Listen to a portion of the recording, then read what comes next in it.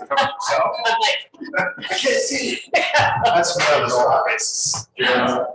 Still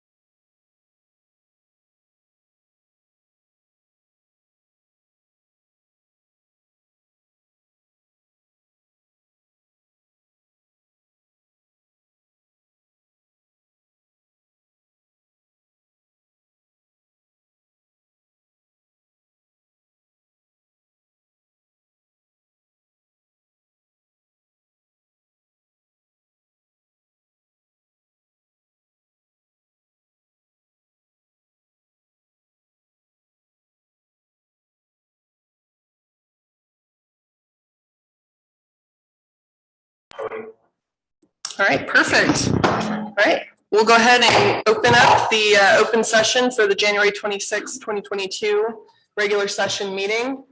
We did have closed session this evening at 5 p.m. There was no reportable action. With that being said, if you please join me in the Pledge of Allegiance. I pledge allegiance to the flag of the United States of America and to the republic for which it stands, one nation, under God, indivisible, with liberty and justice for all. All right, if the clerk would kindly call the roll. Councilmember Lemon. Here. Councilmember Ackerman. Present. Councilmember Fischula. Here. Mayor Pro Tem Mendoza. Present. And Mayor Burrs. Present. All right, moving to item 2D, approval of the agenda order. Do I have a motion to approve the agenda order? So moved. Second. All right, if you please call the roll. Councilmember Lemon. Aye. Councilmember Ackerman. Aye. Councilmember Fischula. Aye. Mayor Pro Tem Mendoza. Aye. And Mayor Burrs. Aye. All right. Item 3A, agency reports, starting with Placer County Sheriff. Mayor and the audience, my name is Sergeant Kevin Griffiths. I'm the station commander of the Colfax station and basically the West Slope. Tonight I wanted to go back. I wasn't here last meeting. I was in SoCal on a training event. So I wanted to go over the winter storm 2021 and what your sheriff's office did for you. Our dispatch center. Kevin. Yes, sir. Tap your microphone, please. Okay. Okay. Am I not loud enough? What's that? You want me closer? Yeah. Sorry. You're fine. I just want to make sure folks at home can hear.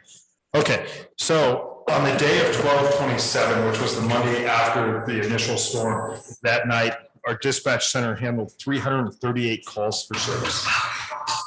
The average daily for the week before was 150 calls, so they doubled with just the same amount of staffing because we're not expecting that many calls for service. Out of that, 143 were the 10-digit.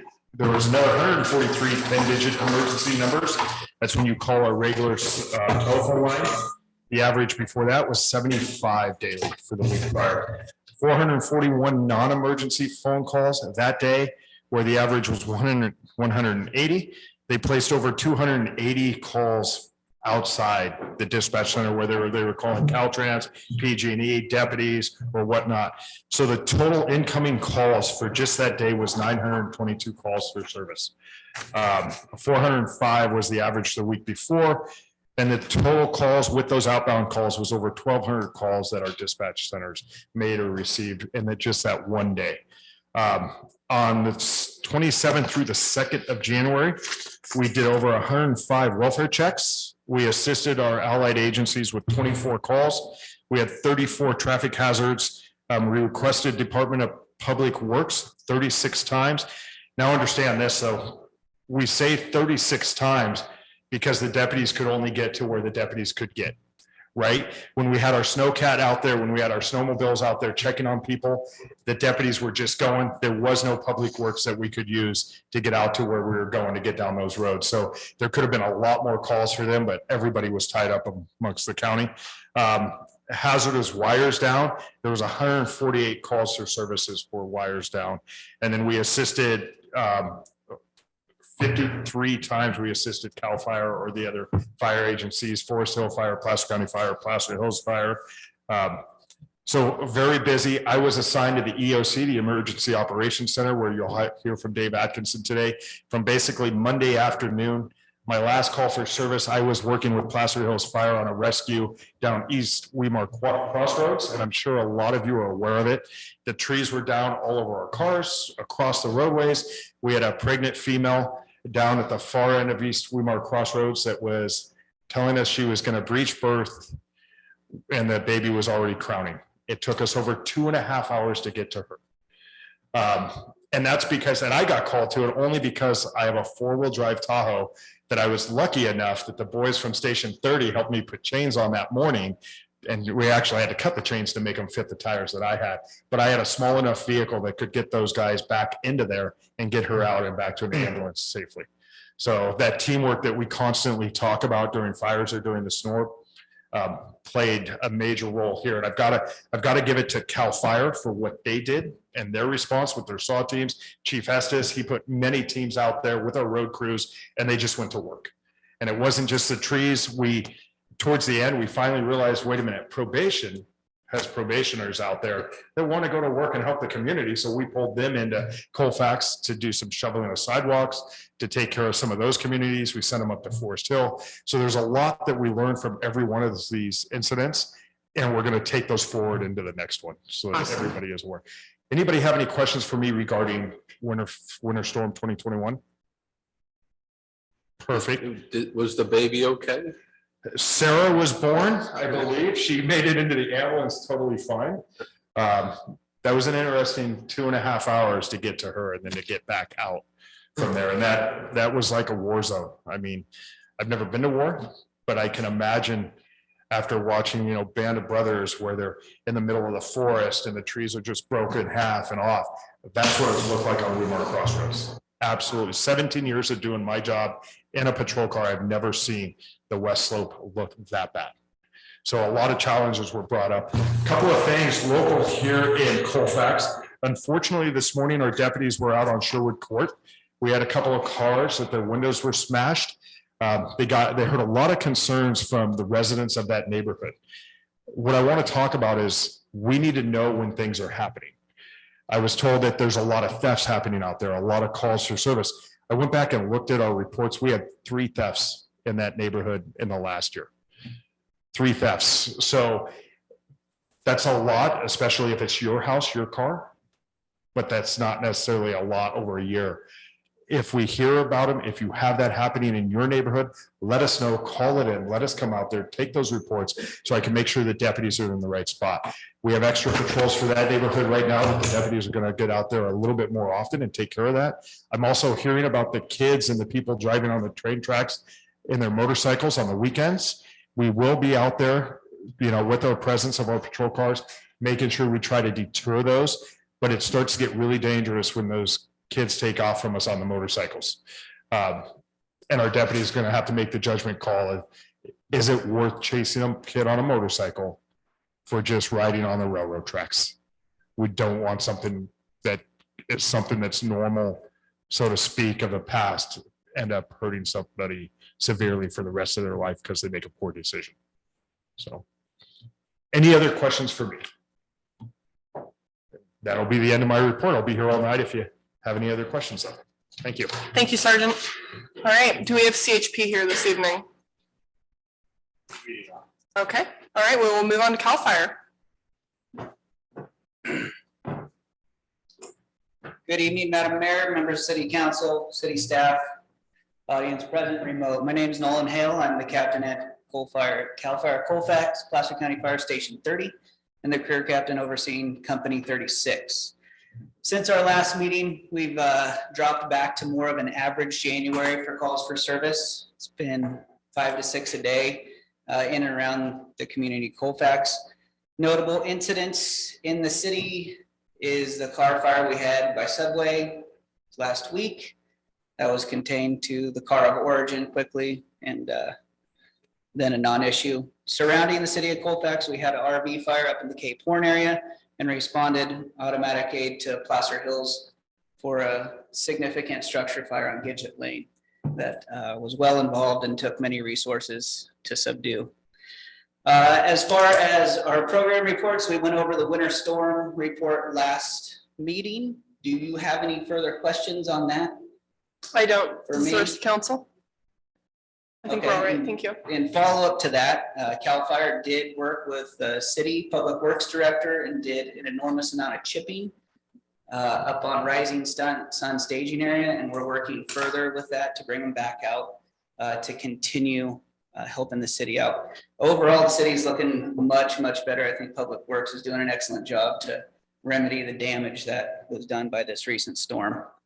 As far as Company 36, we're still working with Public Works, remodeling Station 36, and I'm happy to report that we have new breathing apparatus coming to all of the Company 36 apparatus, new modern self-contained breathing apparatus that'll make them much more functional. So you guys are aware, I'm in the planning process, working with our division chiefs and executive council, planning a broadcast burn behind the wastewater treatment facility, part of the shaded fuel break out east of town. We're looking at a goal date of next Wednesday, the 2nd for that. But again, we're still in the planning process and getting our approvals through the chain of command in order to accomplish a 6-acre understory burn out there to provide better defensible space for the community, the treatment plant, and all the infrastructure between. So if you see smoke in the air, that's probably what it's from, but you'll have plenty of warning. I'll be in communication with the city and all adjoining resources well prior to that day. Looking into the future, all of you guys have gone through January. This is a very dry month for us, rivaling 2015, 2017 of maybe 0.01 inches of precipitation for the month. Doesn't look like we're going to get any before the end. So heads up on that. With all the dead and down debris from the winter storm, it is imperative that we start chipping that, removing that, and burning that, whatever course you may take to get rid of the dead and down fuels, as obviously that is one of the ingredients to vegetation fires in the summer. So with that, we are asking, please burn piles that you can manage yourself. Burning 5 acres with one person tends to lead to us coming out and seeing you. And if we could just make sure we have the appropriate tools, whether it's a bobcat or a shovel or a water tender or just a hose, to manage that type of fire you're lighting. Because while we are happy to come and see you, obviously the increase in escape control burns in the region has gone up in the last week significantly. We do have an engine out of county down in Monterey assisting with that fire right now. Sent a regional strike team from CAL FIRE down to assist with the Colorado incident.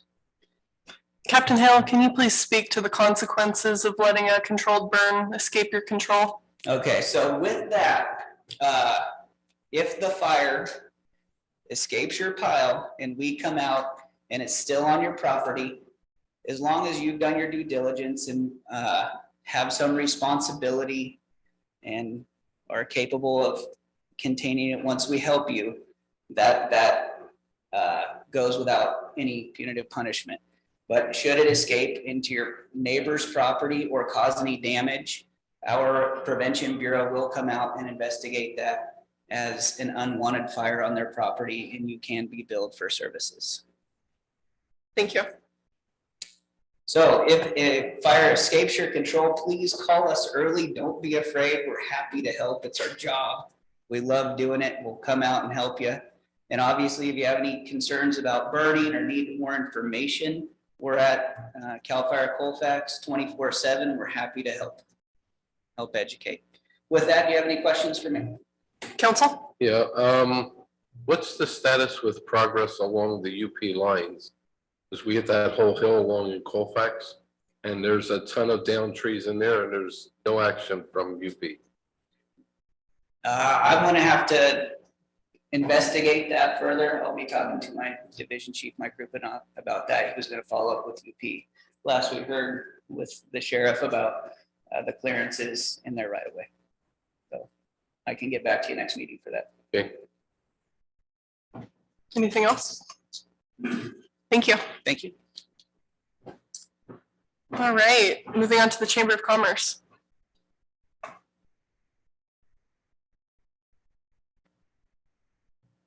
Good evening, everybody.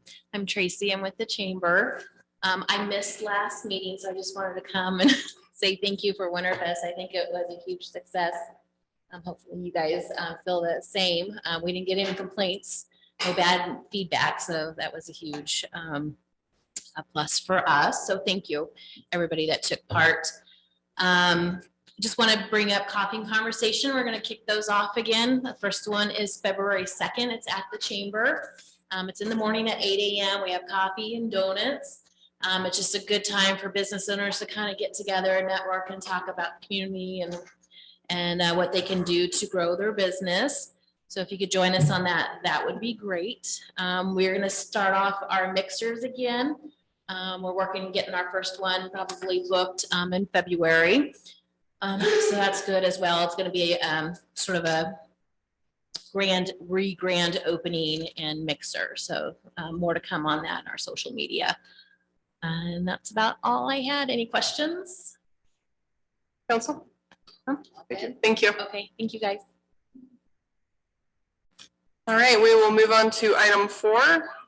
We have presentations. Our first is 211.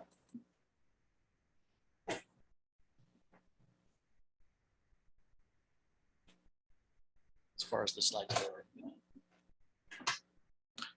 All right, council, members of the public, appreciate the opportunity. My name is Dave Atkinson. I am Placer County's Assistant Director of Emergency Services. And happy to talk to you this evening about the late December storms that you've already heard a fair bit about. And then also understand maybe there's a little bit of questions about 211 and how that plays into any kind of emergency response. So be talking to you both about those tonight. So next slide. So of course, starting Christmas Day, we knew we were heading into a pretty significant winter storm.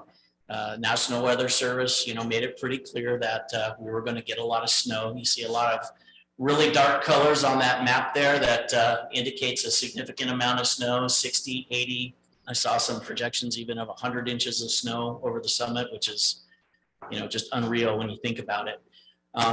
But we're used to winter storms, right? Not the worst thing that's ever happened is a lot of snow, and low snow does happen occasionally. So we were well prepared for that. Our public works, those types of folks, Caltrans, obviously your public works crews were kind of bracing for that.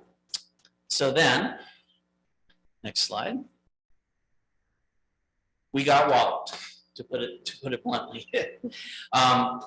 December shattered the record for the amount of snow up at the Central Sierra Snow Laboratory, and we sure felt it. Next slide. So this is actually right outside my office down at Auburn. We had snow that morning all the way down into Auburn. I actually left the office I left home the night before, slept at the office that night, feeling pretty sure I was going to be snowed out if I didn't get down the hill. Interstate 80 closed for 2 days straight. Pretty unheard of. I'm a California native. Can't remember I-80 being closed like that for that significant amount of time. Next slide. And then obviously the down trees. And I think this was the piece that that folks were not expecting. That with that snow, with the low snow, and not a forester, but I suspect the drought and some of the other issues that we've been having in our forest played into, brought down a significant amount of trees, blocked roads, and those trees also brought down power lines and power poles. Next slide. So I know county roads crews put in well over, I think this number is more like 6,000 hours now actually, but at the time that graphic was made, it was about 4,700. Normally they plow about 200 miles of road during a normal snowstorm, up to 450 miles. Next slide, please. Thankfully, we had actually put together our road conditions dashboard. So we're making a lot more use of geographical information systems, trying to do our best to communicate more quickly with the public what roads are open. You may have seen this actually debuted as part of the river fire when we had the possible debris flows back in October. We started using this as a way to communicate which roads were open and closed. Next slide, please. So it's pretty clear, pretty fast. By that morning, we had about 10,000 connections out of power, according to PG&E in Placer County. I think that number was closer to 30,000 in Nevada County. Remember, that's a connection, so that could be a business, it could be a house. That's not necessarily the number of people. We usually multiply that by 2.5 or 3 to get close to the number of people who are actually without a power. So starting December 27th, so I know at my house in Forest Hill, power went out about 1 in the morning and didn't come on for 9 days later. Next slide, please. So other things that we did, of course, as you know, that the city council proclaimed a local emergency, the county followed suit. Ultimately, the state of California declared a state of emergency. Part of that effort was some immediate direct assistance. We were able to do what's called emission tasking, for example, get some extra assistance through CAL FIRE and Chiefs forces to really help bring some additional resources to bear. Sergeant Griffiths talked a lot about the SAW crews and that's all part of that process where we're able to reach up to the state and get more assistance. Next slide, please. We also talked about the mobile crews from probation, for example. We also had some SAR volunteers out. So really that's where the Emergency Operations Center kind of comes into play. This is a place where as needs come to the forefront, we're able to work together, whether it's county roads or PG&E or CAL FIRE or the sheriff's office or whoever else we need to in the room to really figure out how do we provide whatever that need is. A lot of times kind of the official term is single point ordering, and that's really important. We don't want, when we have an incident maybe that affects multiple jurisdictions, right? We have fire protection districts, we have water systems, we have the city. Everyone's looking for generators, they need help with snow plowing. If everyone is trying to get those resources on their own, we're not necessarily coordinating like we should. So that's where we want the Emergency Operations Center to be, that central ordering point to coordinate those resource requests and then make sure that those resources are getting to the right folks. Next slide, please.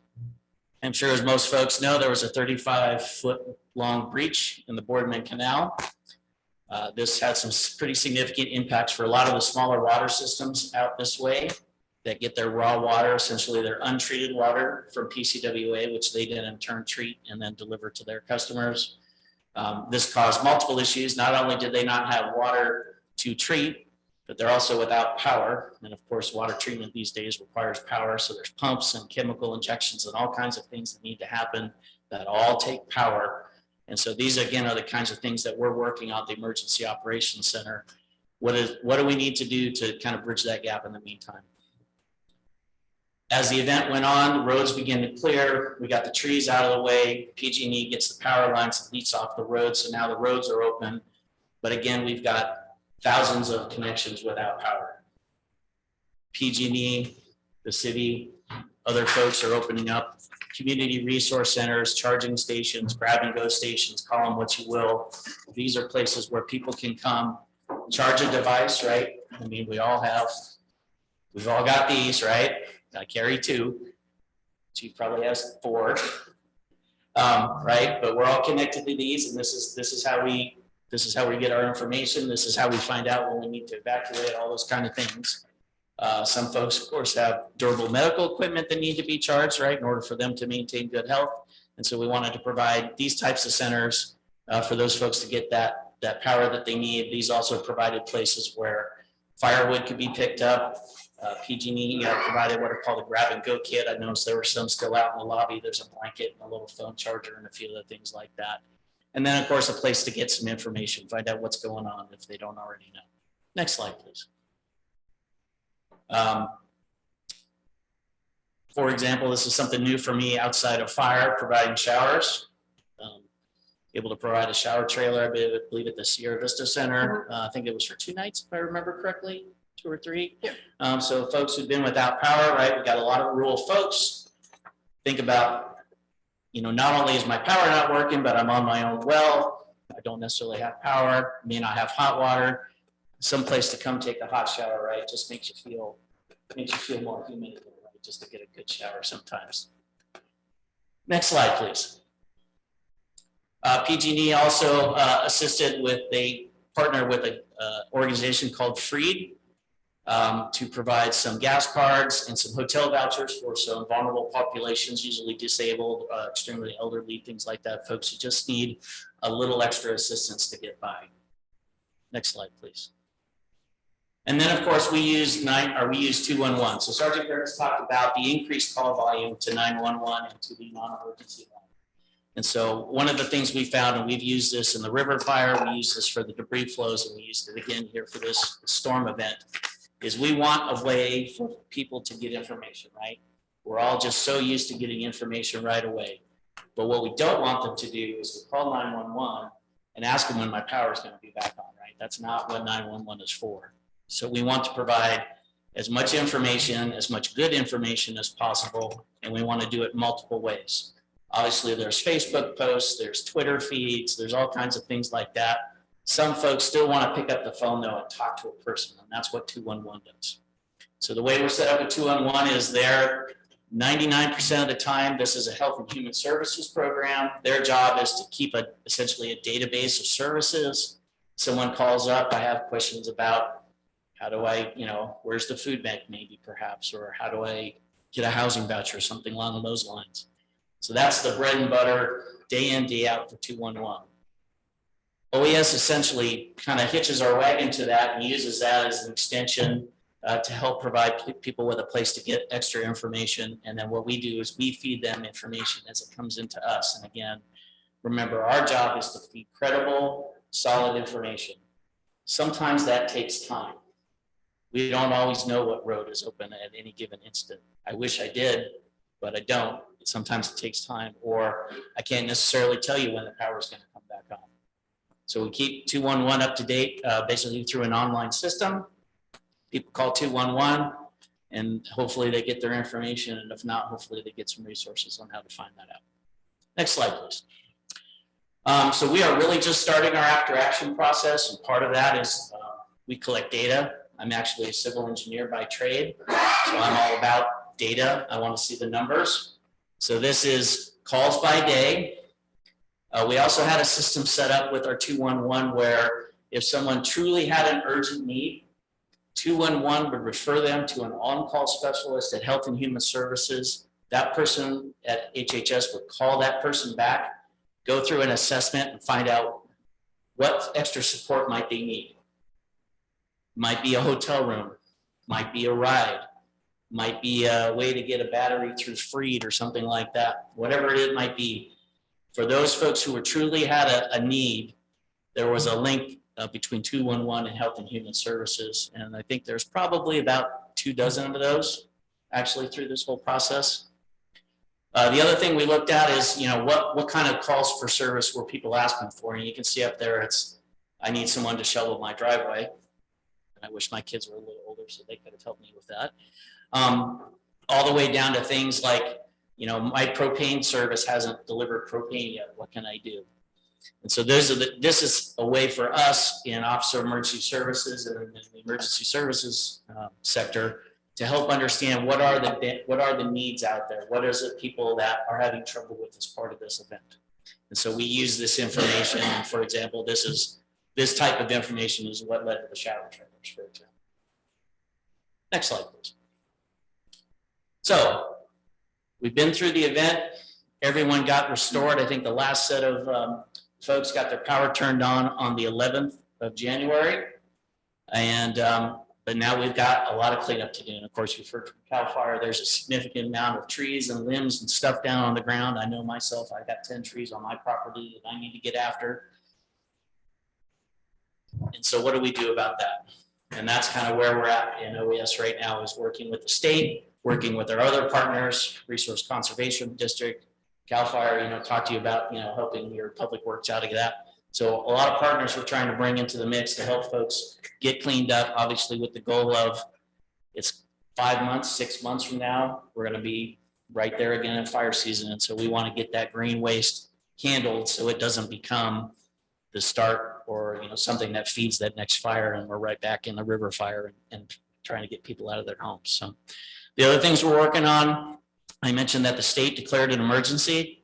Right now, that declaration did not come with funding or reimbursement to any of the agencies. So that's a case that we're making right now with the state. We actually have a meeting later this week with the state to try to convince them that the impact was severe enough that it warrants what's called the California Disaster Assistance Act.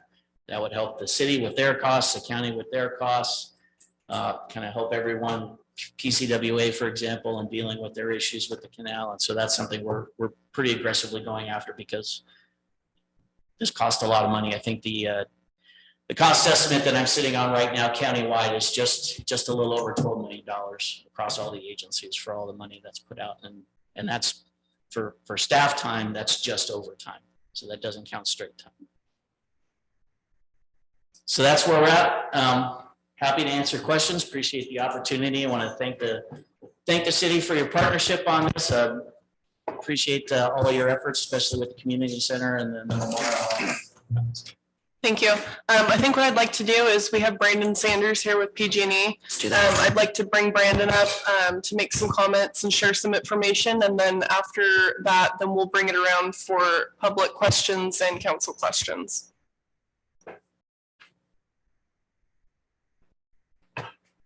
Good evening. Good evening. Thank you, Mayor Burris. Wasn't expecting to present today. Certainly happy to share a few insights from the PG&E perspective. Really, forested landscape stressed by a prolonged drought, coupled with a heavy low snow event over a long duration, resulted in tree failure on a massive scale. I don't think it's something that really anyone could have predicted, causing no less than, I think it's between 1,200 and 1,500 individual damage locations to the PG&E system just within Placer County. If you look across the division that I cover from El Dorado County up to Sierra County, there was right around 3,500 individual damage locations. Pretty massive impact from a highly impactful storm. I just can't say enough good things about Dave and his team at the OES, CAL FIRE, Placer County Sheriff's Office. You really are well served by some of the best in the business here in Placer County. So just wanted to share that sentiment. PG&E really, we pulled out all the stops. I think you all saw a lot of things that were somewhat unprecedented, whether it was the provision of firewood, the rolling in of the shower trailers. We perhaps could have done that a little sooner, but it's really, I think, a testament to our new leadership at the top. Many of you may know that there's been some changes at PG&E at the senior levels. We now have a CEO who's all about hometowns. I hosted her just Monday, and she's very much focused on ground level impacts. She's not a financier. She's not a Wall Street person. She's not an attorney. She operated one of the largest utilities in the state in Michigan. I think it's one of the top 5. But it was pretty inspiring to hang out with her on Monday. I mean, I'll tell you what, she's very, very, very focused on local impacts. So I guess I would just leave you with, it was really touching. We had students from, I know it's not Colfax, but the Weimar School, we had linemen who were unfortunately involved in an industrial accident. They're well, they're doing well, they're recovering, but it was pretty touching to see school kids, put together thank you notes for these guys that were injured in the field. So our local incident commander, Mike Schutte, out of the Auburn Yard, is actually going to be visiting those students in the coming weeks and just, rolling a truck in there, have a little touch the truck event, let the students meet some of the line workers and just kind of hear about what they do. So again, didn't really have any prepared remarks, just can't say enough good things about your local team here. And we're just, we're grateful for the partnership and thank you all for your leadership as the Colfax City Council. Thanks. Thank you, Brandon. Thank you for everything that you do. Thank you. What I tell everybody is I have the easy job. I come here, during a PSPS and you all share how you're feeling. My socks are always dry. My clothes are always clean. I have the easy job. So, but I will certainly convey your appreciation to the folks in the field. Thank you. All right, I'm going to go ahead and bring it up. Do we have any public comment on this presentation tonight or anything specific to this storm? Come on up. You have to be. We have to bring it up to the microphone or else the folks at home can't hear you. On the Monday, Tuesday, 211 did not work with the Verizon being out. So we were I had to call into work and I had to use 911 to have them transfer me to my work. And luckily they were understanding and they did so. But the 211 with Verizon being down did not work. So, thank you. And can we get your name for public comment? I'm Holly Graham. Thank you.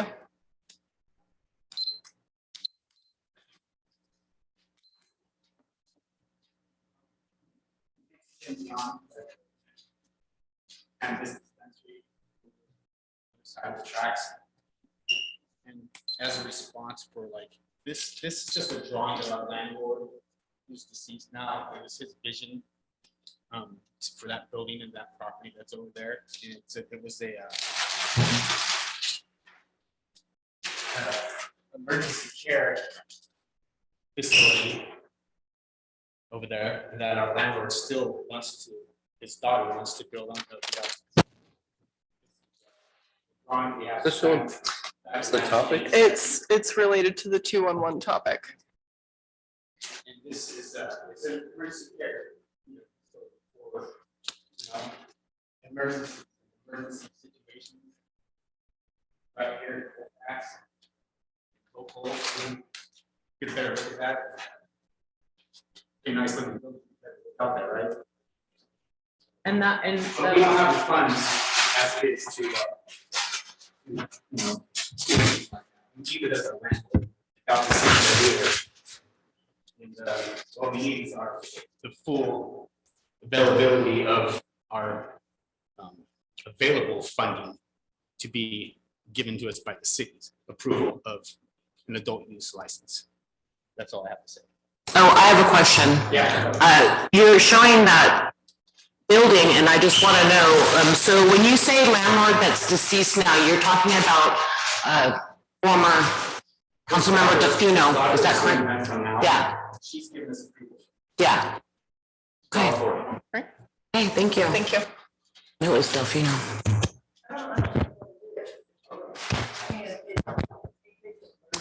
And we can certainly, have sidebar conversations about this following the meeting. But for the time being, I'm going to go ahead and bring it back. Do we have any additional public comment on this item? Right, seeing that, we'll bring it back. We have two comments from Facebook. Carolyn McCauley states for 211, is there a report on how long it takes to get calls answered by a live person? Several persons said they had very long hold times. Dave, if you want to come back up. So as I mentioned, we're just starting our after action process. That is one of the data points that we're going to be asking for from 211. They're kind of putting together a full report on that.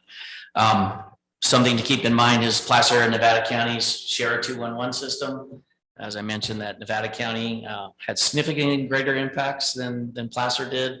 But unfortunately, because we share a 211 system, I think we maybe got a little bit sucked in, I guess, into the extra impacts that Nevada County got in terms of wait times and things like that. But it is a point that we're looking at, and that'll be part of our after action. I have a question for you. How long is we have one more public. Oh, I'm sorry. Oh, I'm sorry. There's a second public comment also directed for OES. And this is from Tom Parnham. Comment to OES, the city of Colfax lost cell phone service through Verizon. Can OES do anything to keep this from happening again?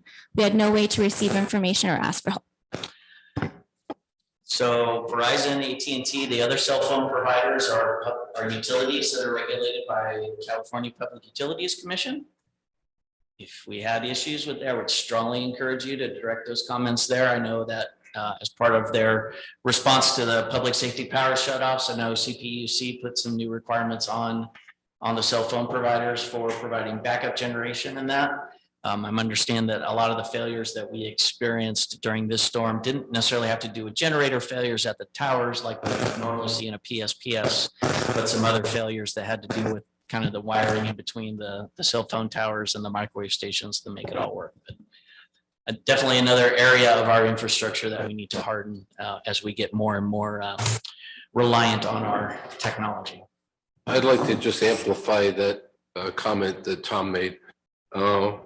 Basically, for a number of days in a row, there was no internet service in Colfax. There was no 211 service in Colfax. There was no 911 service in Colfax.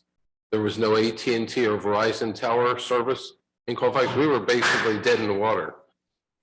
So one of the questions I asked Wes was about whether or not the city should get a satellite phone or something. So at least there's some way to get some communication into the city. But in the PSPS outages that we had 2 years ago, and we had talked to OES at that time, there was kind of an insurance that was there that we were going to fix this communication problem because OES not being reachable, 911 not being reachable, cell towers being down, internet being down, people were just stranded up here. And if we would have had another situation, imagine if the lady who was having the baby couldn't have called out on the cell phone, right? this whole thing may have turned out differently, right? So I would like somebody to do a walkthrough of the whole communication services from an OES perspective that says, what broke? Right. I'd like to see specifically what equipment failed, what's being done to fix it, so that we don't have this again, because we will have PSPS outages in the future, and it's going to be the same scenario again, right? Does that make sense? Absolutely. So Okay. you bring up a great point. What you're talking about is a crisis communication annex that would normally be part of your emergency operations plan.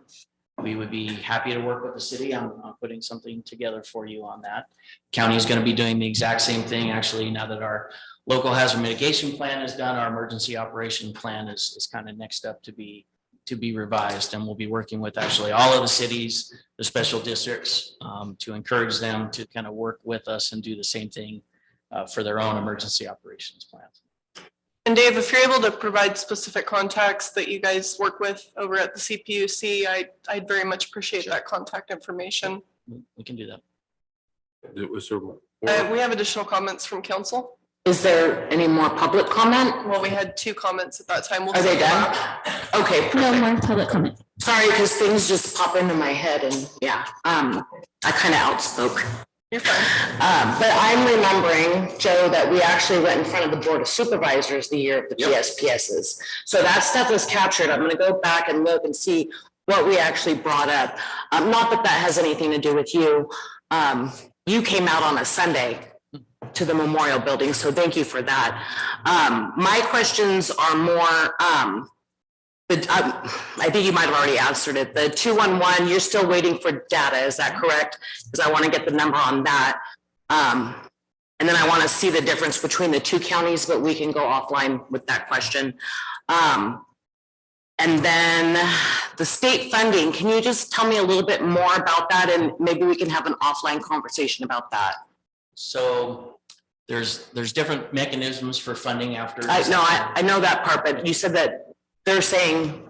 So whenever there's a proclamation or a declaration, and this applies to at the federal level, a declaration or a proclamation can include or not include reimbursement funding. Mhm. So depending on the nature of the disaster and the need, the proclamation or declaration may just include direct support. Could be CAL FIRE coming out, federal level, it could be the National Guard coming out, for example. Sometimes when a disaster reaches a certain level and the level is in a certain bucket, shall we say, the river fire, for example, okay, we got a federal declaration and that came with what's called not only public assistance, but individual assistance. And so that's how it allowed those survivors to actually register for FEMA. We've had quite a few folks get some money back from them or some low interest loans from SBA. Not every disaster is treated the same way. So depending on who makes the declaration, what data is provided when that declaration is made, that's what determines what services get turned on and off. So one of the things that happens right away out of OES, and this is why it's so important that we want to have these partnerships and get this information back, is we do what's called an initial damage assessment. And almost immediately Cal OES wants to know, what are your damages? What's broke? How much money are you spending? What don't you have that you need? Depending on how much we can justify, that's what turns on those services such as California Disaster Assistance Act. So right now, CDAA is not turned on for the December 2021 storms. We're working on it.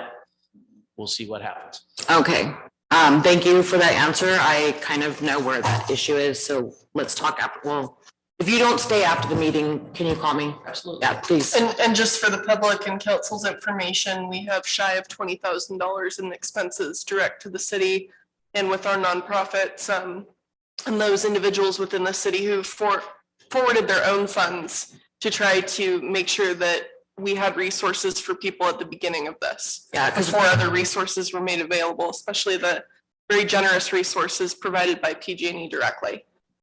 So we're very thankful for that, especially with people being willing to do that, not knowing whether reimbursement would ever be available. And then there also was people in the community that were not able to go to work because their affected area was. So there's just some things that need to be put together, I think. Hopefully. He's over there. Do we have any additional comments or questions? Yeah, I've got a couple, both for the PG&E guy. Yeah, Brandon, Brandon. So can we steal you back up here? Can we steal you back up here?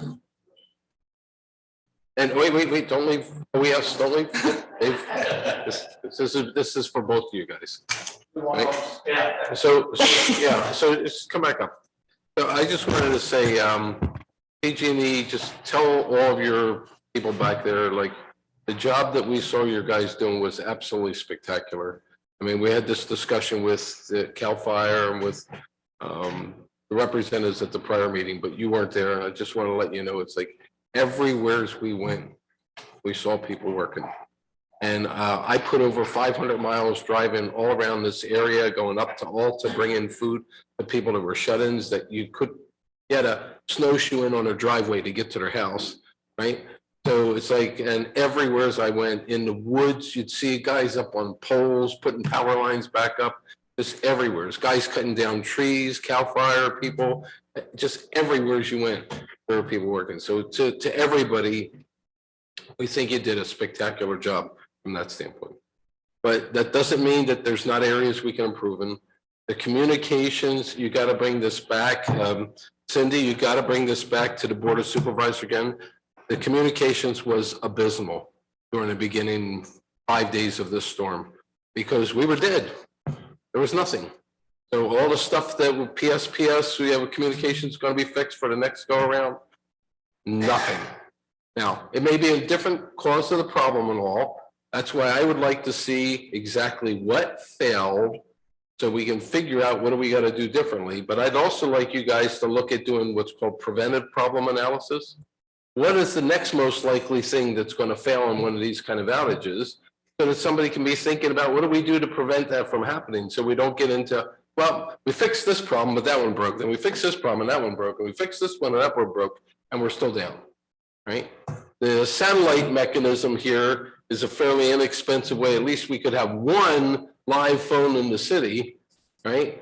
And that may help a little bit, but I'll tell you an experience I had that I did not expect to see. So we drove down to Auburn to get gas because the local gas station here ran out of gas from all the people from the Bay Area coming up to go play in the snow. That was a problem, right? So we went down to Auburn to get gas and I had, I don't know, half a dozen 5-gallon jugs to try to bring gas up to people with generators to keep their homes alive, right? But at the gas station, there was a whole line of people there for something I never expected to see. I figured they're over by the food part, so they must be going there for snacks or something like that. No, they were going there to get water. And I never realized that the number of people in this area that are on wells, when power's out, they had no source of water. So I asked both the community center, the Veterans Hall and City Hall, if we could at least open up our taps. I don't know if anybody used it or not, but with no communication, it didn't matter. Even if stuff was available, people didn't know, right? The same way with like food, right? People didn't know that meals were being served until what, 4 days into this or so before people started realizing there's stuff going on. So the number one thing to stress in this whole thing is we gotta fix the communication issue. It is so critical, and if we don't fix that, it doesn't matter, right? And Joe, there's certainly going to be another conversation we're going to have with the commission. Yeah. That's really where that's going to need to be taken up. Yeah.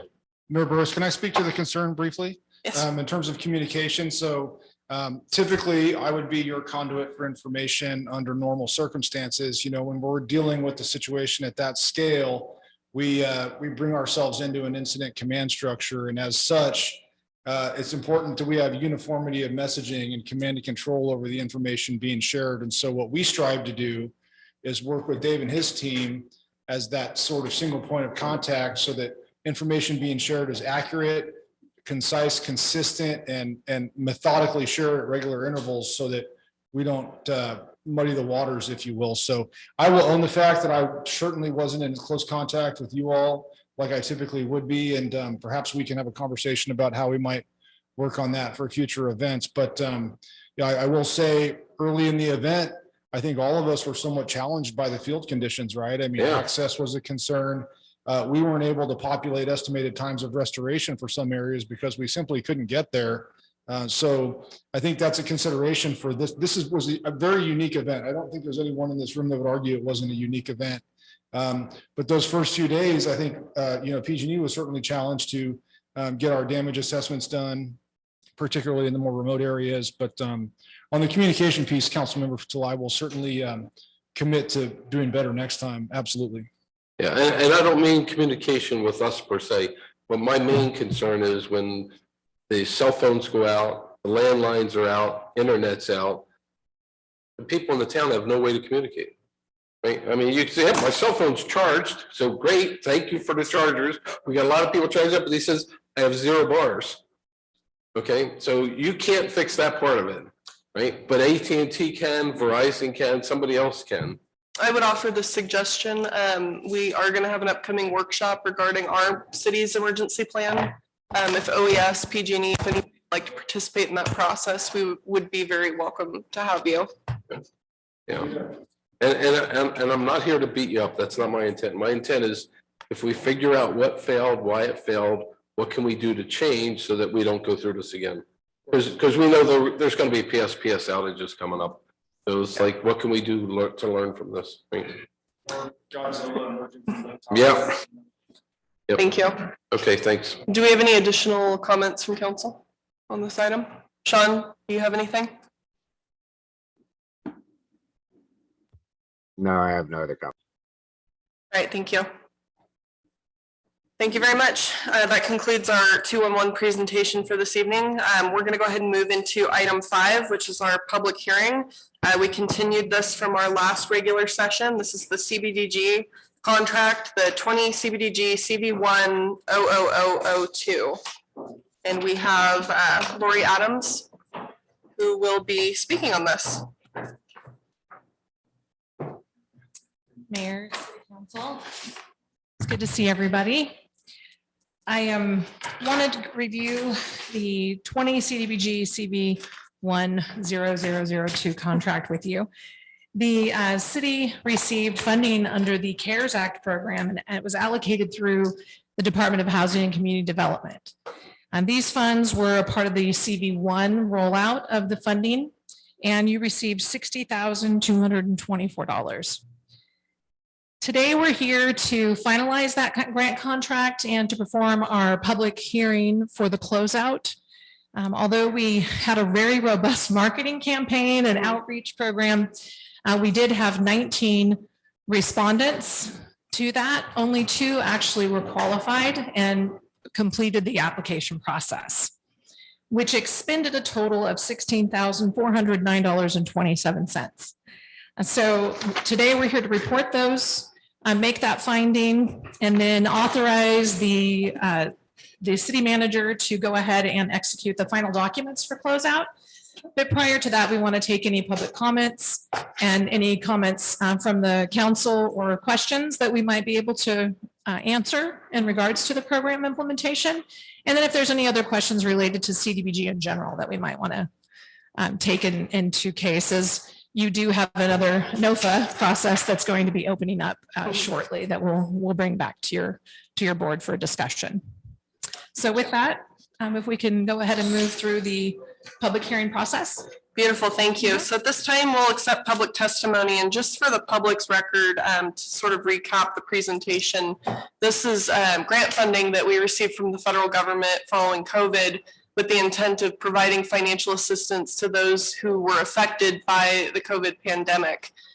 We did do a very robust attempt to get people to apply for it. We reached out via social media. We went door to door. I had several in-person meetings with folks to actually help them fill out the applications and hold their hand through the process. Unfortunately, we did have a extremely low turnout of applicants, which I'm disappointed, but I hope that that's an indication that folks are faring well financially. So if anyone has any public comment at this time. I am now declaring the public hearing open. Do we have any public testimony? Okay, do we have any online? Nothing online. All right. Oh, come on. Phil, please come up to the mic. Yeah. I'm sorry. It's not public testimony if we don't get it on the record. Okay, so I'm wondering what the communication is with the people, if they actually knew about it. So as I mentioned, we sent out mailers Right. to individuals living, because this is only for people within the city limits. Okay. It's a so very it's important only distinction. Within Colfax. Okay. Yes, so we sent out mailers, we went door to door, we reached out via social media, we called people. It was very, very robust. Okay, so do we have everybody's phone numbers and emails? That would, Everyone is a sewer customer. okay, thank you. Do we have any additional public testimony? Okay, seeing none, I will close that portion. We will close the public hearing. And we will go ahead and bring it back to the council for any questions or comments. Anything from the council? Nope. All right, seeing none, we'll go ahead and move to council action. Do we need a vote on this? This is direction. We need a do motion. you want to summarize what motion we need? To submit the required closeout documents as recommended in the staff report. Also move. Second. Can I get a roll call, please? Councilmember Fitzgerald, Aye. Councilmember Ackerman, Aye. and Councilmember Loman. Aye. Mayor Pro Tem Mendoza. Aye. And Mayor Burrs. Aye. All right. Thank you so much. Thank you. Okay, we're going to go ahead and move to item 6, our consent calendar. All these matters are considered routine in nature, and they will be moved by one blanket motion unless a member of the public or a member of council would like to pull an item for discussion. Would anybody like to pull any items from the consent calendar at this time? I'd like to pull 6C so Wes can take a minute just to talk about it. Okay, do I have a motion to approve the consent calendar with the exception of item 6C? So moved. Second. Roll call, please. Councilmember Fitzgerald. Aye. Councilmember Ackerman. Aye. And Councilmember Loman. Aye. Mayor Pro Tem Mendoza. Aye. Mayor Burrs. Aye. All right, moving to item 6C, the Caltrans Sustainable Transportation Grant, Local Government Commission.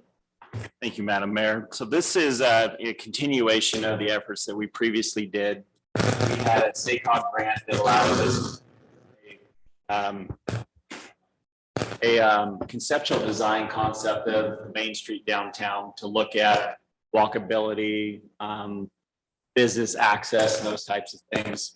So with that grant, we're able to do the concept. So we want to take that concept, new grant that's $238,000, and bring in some more outreach to expand on that concept. Ultimately, at the end of it, what we want to do is get a 30% design for the new improvements for the downtown, whether it's adding new gazebos or different treatments down in here. Josh is here tonight, who's actually the consultant that we're considering tonight. So Josh, if you want to get up and give a few words too as well, that'd be great.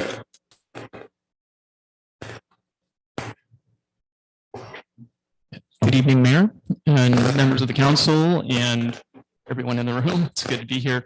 I'm a real person. The Local Government Commission is a nonprofit that we've been around for about 40 years. We're based in Sacramento, and we help cities and counties and small towns and communities build more livable communities. And my team, which is community design, really focuses on local planning with an emphasis on stakeholder, community-driven processes. And these Caltrans grants have been providing an opportunity for us to partner with communities for almost 20 years, particularly small towns and smaller communities, and come in and facilitate, a really robust process. Working with property owners, business owners, social service organizations, community-based organizations, the general public, the residents, over time to really come up with a collective view for what they'd like to see in their downtowns or on a main street.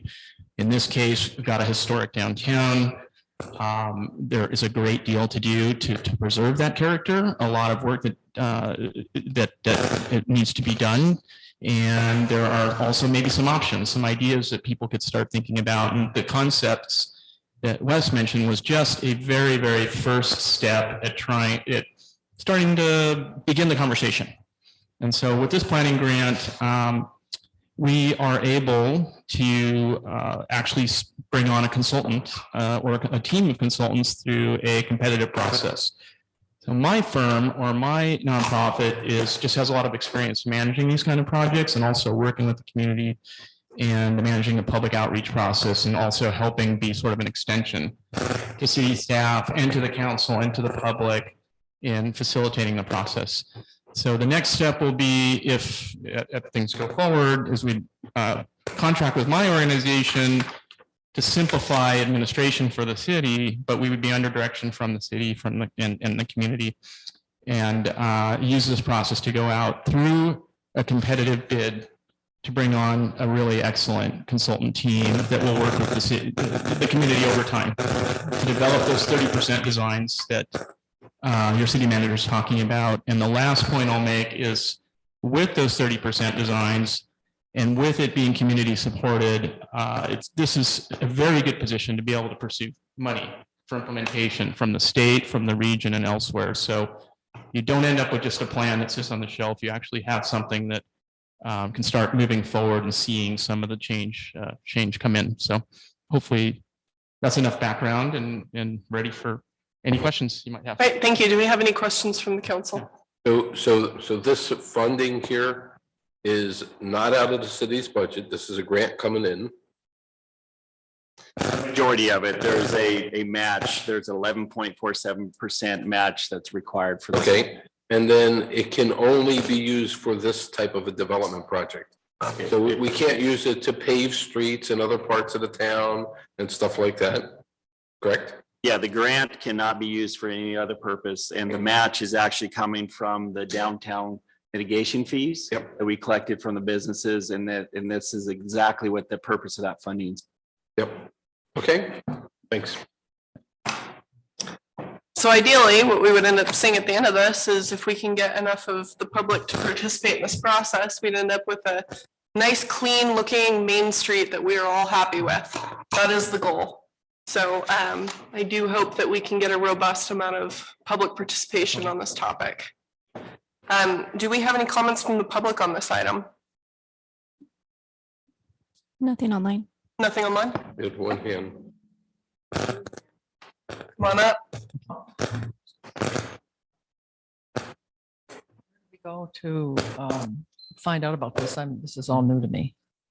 So this will be posted on the agenda coming up. And when we have our workshops there, it will be publicly posted when we're going to have the workshops and all that. Nothing's been put on the calendar yet. So. Okay. This is the first steps. We actually need to procure the consultant to help us do it. And then the consultant will help us get with the outreach and get the public feedback in the process. Right. Right. Seeing no additional public comment, I'll go ahead and bring it back to the board for a motion. Motion to approve 6C. Second. All right, roll call, please. Councilmember Petrulla. Aye. Councilmember Ackerman. Aye. Councilmember Lohman. Aye. Mayor Pro Tem Mendoza. Aye. And Mayor Burris. Aye. All right, 6C passes. Thank you very much. All right, moving to item 7, public comment.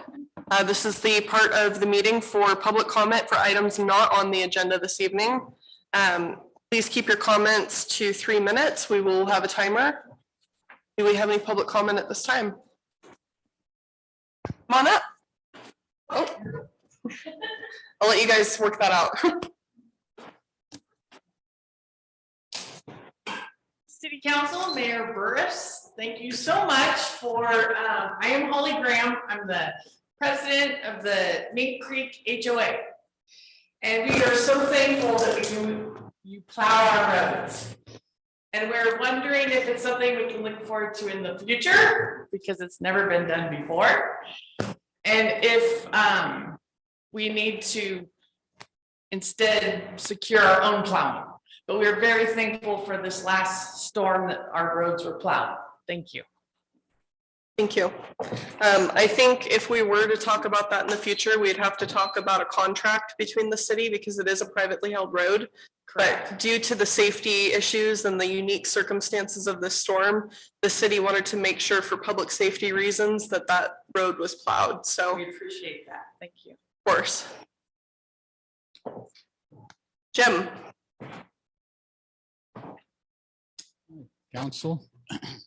Excuse me, thank you for the opportunity to speak tonight. It's been a while. We haven't had a lot of meetings where I can come and speak. I don't do well online, but the reason I'm here is you might think I'm actually Highway 174. I again want to see if you guys could possibly open up dialects so that we can have adult use cannabis at my store. I mean, this has been a subject that been going on for 7, 8 years now. And most people in town don't even realize that it's only medical. You know, folks will come in and they go, oh gee, we voted, blah, blah, you know, so the city did vote to have cannabis, not just medical. The county, same thing, so did the state. So what I'm getting at is the public is not at best interest here. They're having to go to the black market for adult use, which everybody knows, and it's in this town. You can go to the gazebo and sit there for 20 minutes and buy a bag of weed. Not real safe. Okay, nothing's tested. This is all stuff that's got garbage for fertilizer. Anyway, it's hurting the public. And several tests have revealed lately that including Forbes and like anyway that cannabis is helping not only deter, but helping people.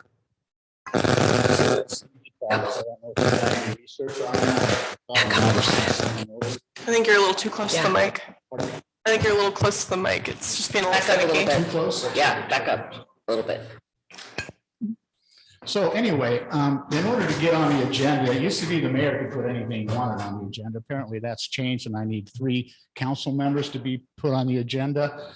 There's other ways to do it. I would appreciate it if at least 3 of you would step up and hear my concerns because they're very serious. Right now, people need this. I don't know if you've noticed, but there's a lot of depression. Kids are killing themselves because they're locked up, masked. I don't want to get into the political part of this, but it's wrong and it's mean and it's abusive to our people. They need this cannabis right now. Adults do, you know, and I've proven over 19 years I've been in Colfax in this business and we've never had a problem, you know.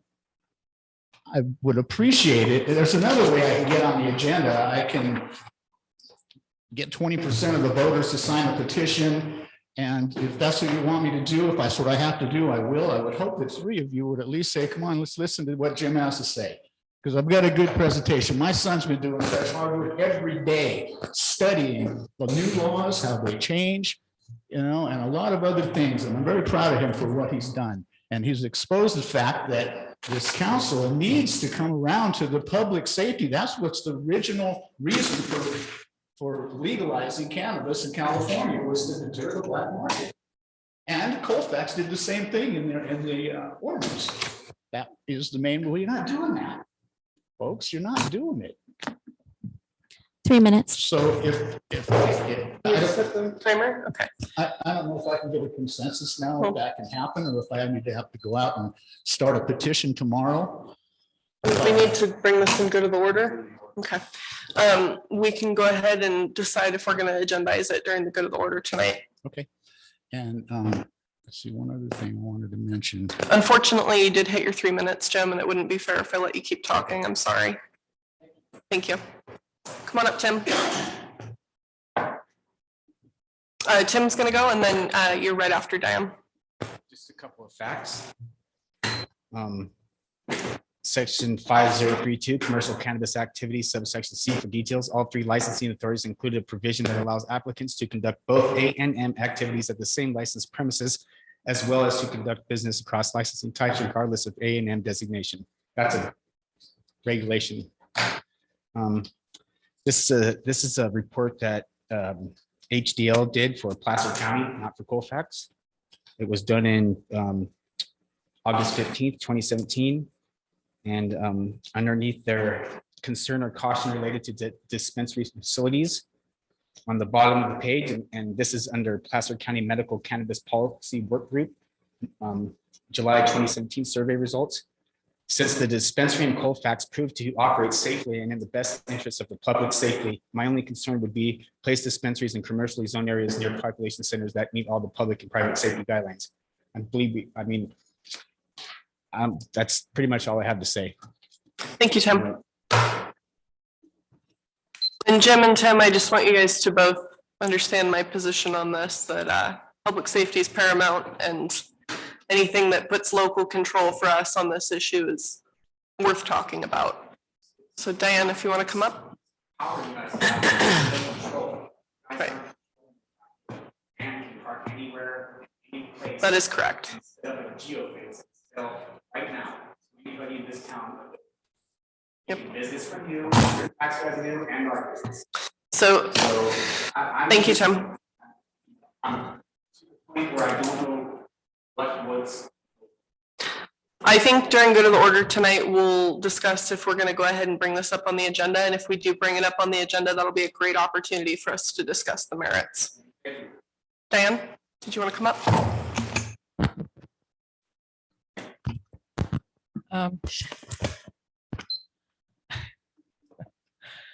I understand where you're coming from. I looked up today. I'm just going to go into the marijuana addiction stuff. This is serious, and adults don't have to have marijuana or alcohol or anything else. It leads to a lot of addiction, and our children watch us, and they see how we manage things. And if this town is going to be nothing but marijuana places you can go buy marijuana and alcohol and vape, then so be it, if that's what you want. I don't want that for my children, and I don't want that for anybody else here. I went through all that myself, and heck, in the 60s, we sold it. We brought it in from Mexico. We did all, I know what it's like. I know where it comes from. I know how it goes. I know where it leads. I'm just going to read this. This is from the CDC, the Center for Disease and Control Prevention.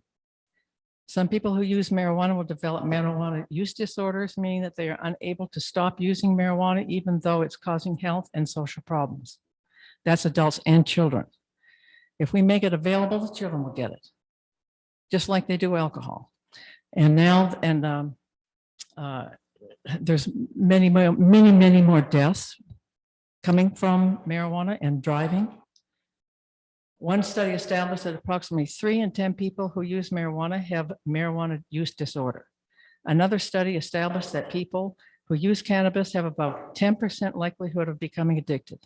The use of developing marijuana use disorder is greater in people who start using marijuana during youth or adolescence, and who use marijuana more frequently.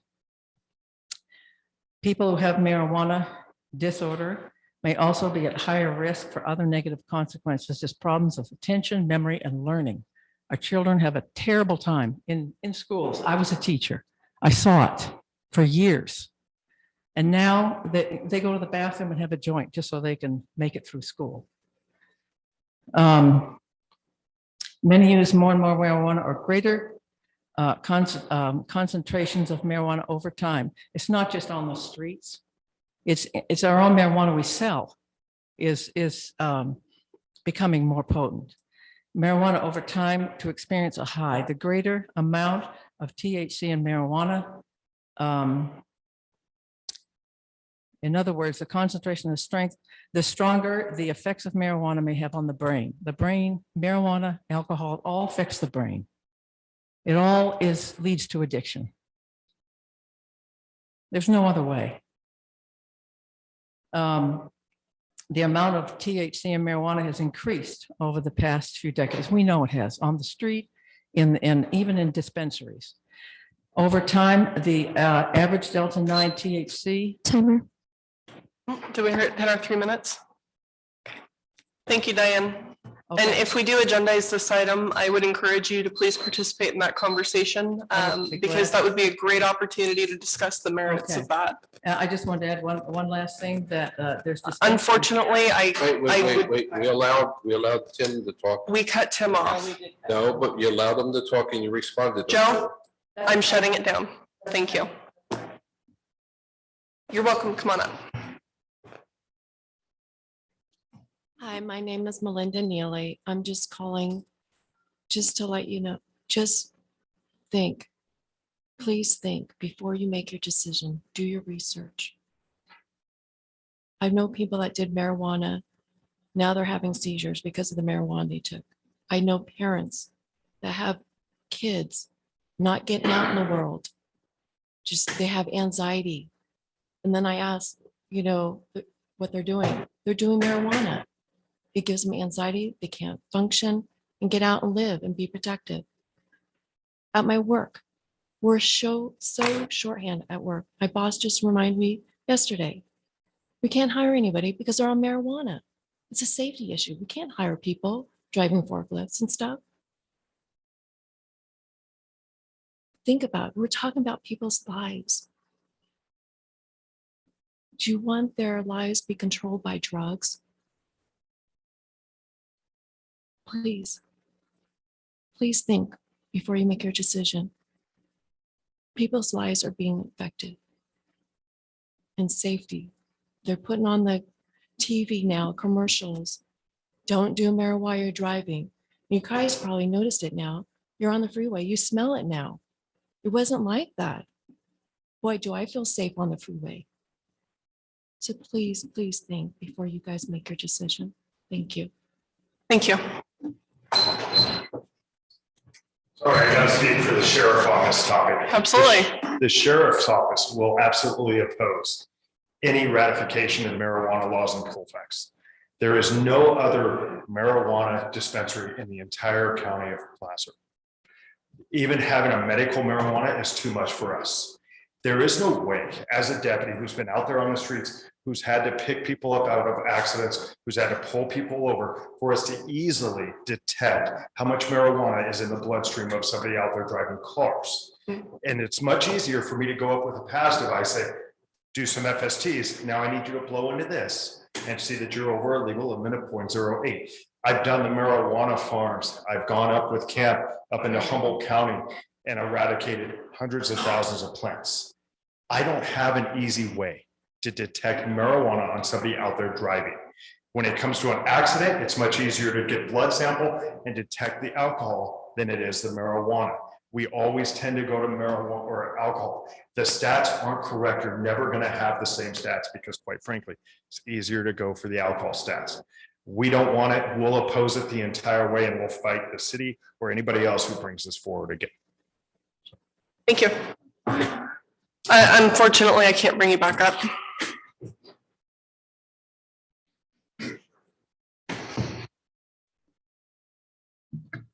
My name is Cheryl Hammond.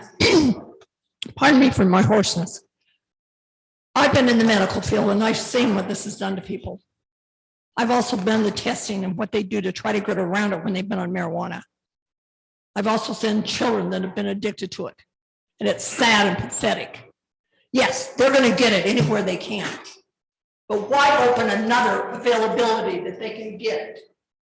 You've got a medical one here now. Why go for a recreational? There are studies and studies I can read to you. Heart, mental health. Many ones. Yes, they say that it does help some medical things, but I've never yet seen a real in-depth study, and I've followed it, about what marijuana does. Temporarily, yes, but if you continue it, what does it do for the rest of your body? I'm definitely opposed to it, and I will continue to fight it, and I will do everything I can to get every person in this city to stop it. Thank you. Do we have any additional public comment on this item? Yeah, in general, I should say. This is just the public comment section. Right? We do have some online public comment. So first on Zoom, Kay Parnan states, in addition to being without any means of communication with the outside world, we were also unable to leave our house due to several days of unplowed streets, and we live right in town. This is a very dangerous situation. And then we also have a couple of comments on Facebook. Lauren Spencer states, thank goodness for my fireplace. I've never melted so much snow in my life for my family and my animals. Carolyn McCauley states, bring back ham radios. Steve Harvey states, I hope people realize after fire and snowstorm that people will cut a lot of trees out of this town and surrounding area. And then lastly, Jen Dominic Hamlin states, thank you to Mayor Burris for her leadership and quick action to try to provide essential services to our community for both city residents and those on the outskirts that rely on services provided by the city. Her quick actions in partnership with other resources such as PG&E made a difference. And thank you to the council members in the community that rallied together to help each other. All right, if we have no additional public comment at this time, that concludes public comment. And we will move to item 8, council and staff. This is our committee reports section. So we'll go ahead and start with Sean Lohman. Do you have any committee reports you'd like to share this evening? No committee reports, but the Placer Sierra Fire Safe Council meeting is tomorrow night at City Hall, 6 p.m. Or we'll have a Zoom link posted. It's available on the county website. You can search Placer Sierra Fire Safe Council in the search bar and find the agenda. And also, I just wanted to pass on that the Colfax Firefighters Association is still working to get checks out to everybody who was affected by the river fire. We've had a little hold up since I had to leave the area, but we're trying to gain steam and get that out, hopefully, here real soon. And that was all I had. Awesome, thank you. All right, Councilmember Fatula? Nope. Okay. Councilmember Ackerman? Not this time, no. Okay. Mayor Pro Tem Mendoza? Council reports? I don't have any council reports. You think I should ask for, I want to ask for a moment of silence. 'Cause Absolutely. usually we do that at the pledge, but it didn't happen. So I'd like to take my reports and really have a moment of silence. This is Kelly Ladner, and Kelly Ladner was born and raised here in Colfax.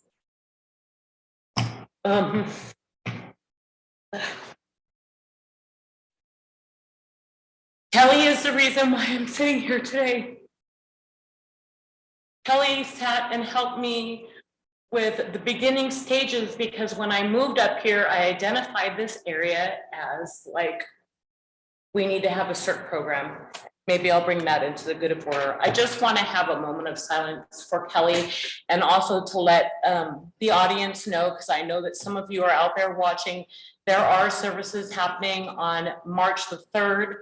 It is in Placerville, so reach out to me on Facebook and I'll let you know where those are. Anyway, could we have a moment of silence, please? Absolutely.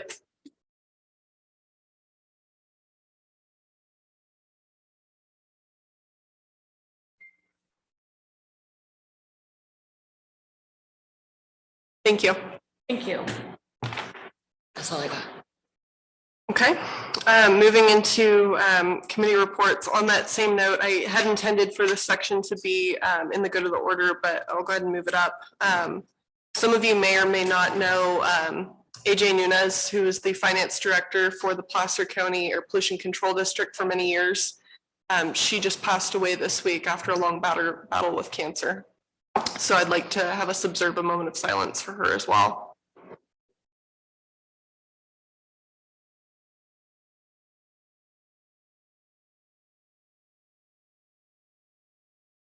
Thank you. As for other committees, PCTPA had a meeting this morning. That's our Placer County Transportation District. We are still considering the overall tax measure for South Placer County that we had talked about for the 2020 ballot. At this time, we are still observing the polling numbers to see if that is something that is going to be worthwhile to put on the ballot for South Placer. Again, if it was to move forward, our agreement with the other jurisdictions within the county was to have a tax shift of county funds that would then be shifted over to Colfax, seeing as Colfax, our major shopping happens in South Placer County, and by extension, we would end up participating in that tax measure indirectly. So Being a collaborative county that works together, that was part of the agreement that we had moved forward with on this. So we'll see in the next few meetings. By April, we'll know whether or not we're going to be able to put this on the ballot this year, or if it's going to be pushed to 2024. I think that is all I have for committee reports. I'll move over to you, Wes. Madam Mayor, I don't have anything for tonight. Oh, okay. All right, we will go ahead and move then to item 9A, council business, Placer Mosquito and Vector Control District Committee assignment. My understanding is, Will, you have a short presentation for us, is that correct? All right, I'll go ahead and call you up.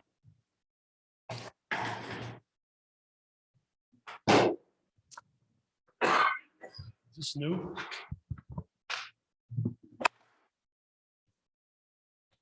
All right, I'm Will Stockman, and for the last 4 years, I have been the city's representative on the Placer Mosquito Vector Control District Board of Trustees. In November of last year, the board was presented with an agenda item. We were considering a vaccine mandate because half of the staff at the district is unvaccinated, and it's getting to be a problem. Prior to the meeting, I had a call from who was then Mayor Lohman insisting that I vote no. My response was, I was going to vote what I thought was best for the district.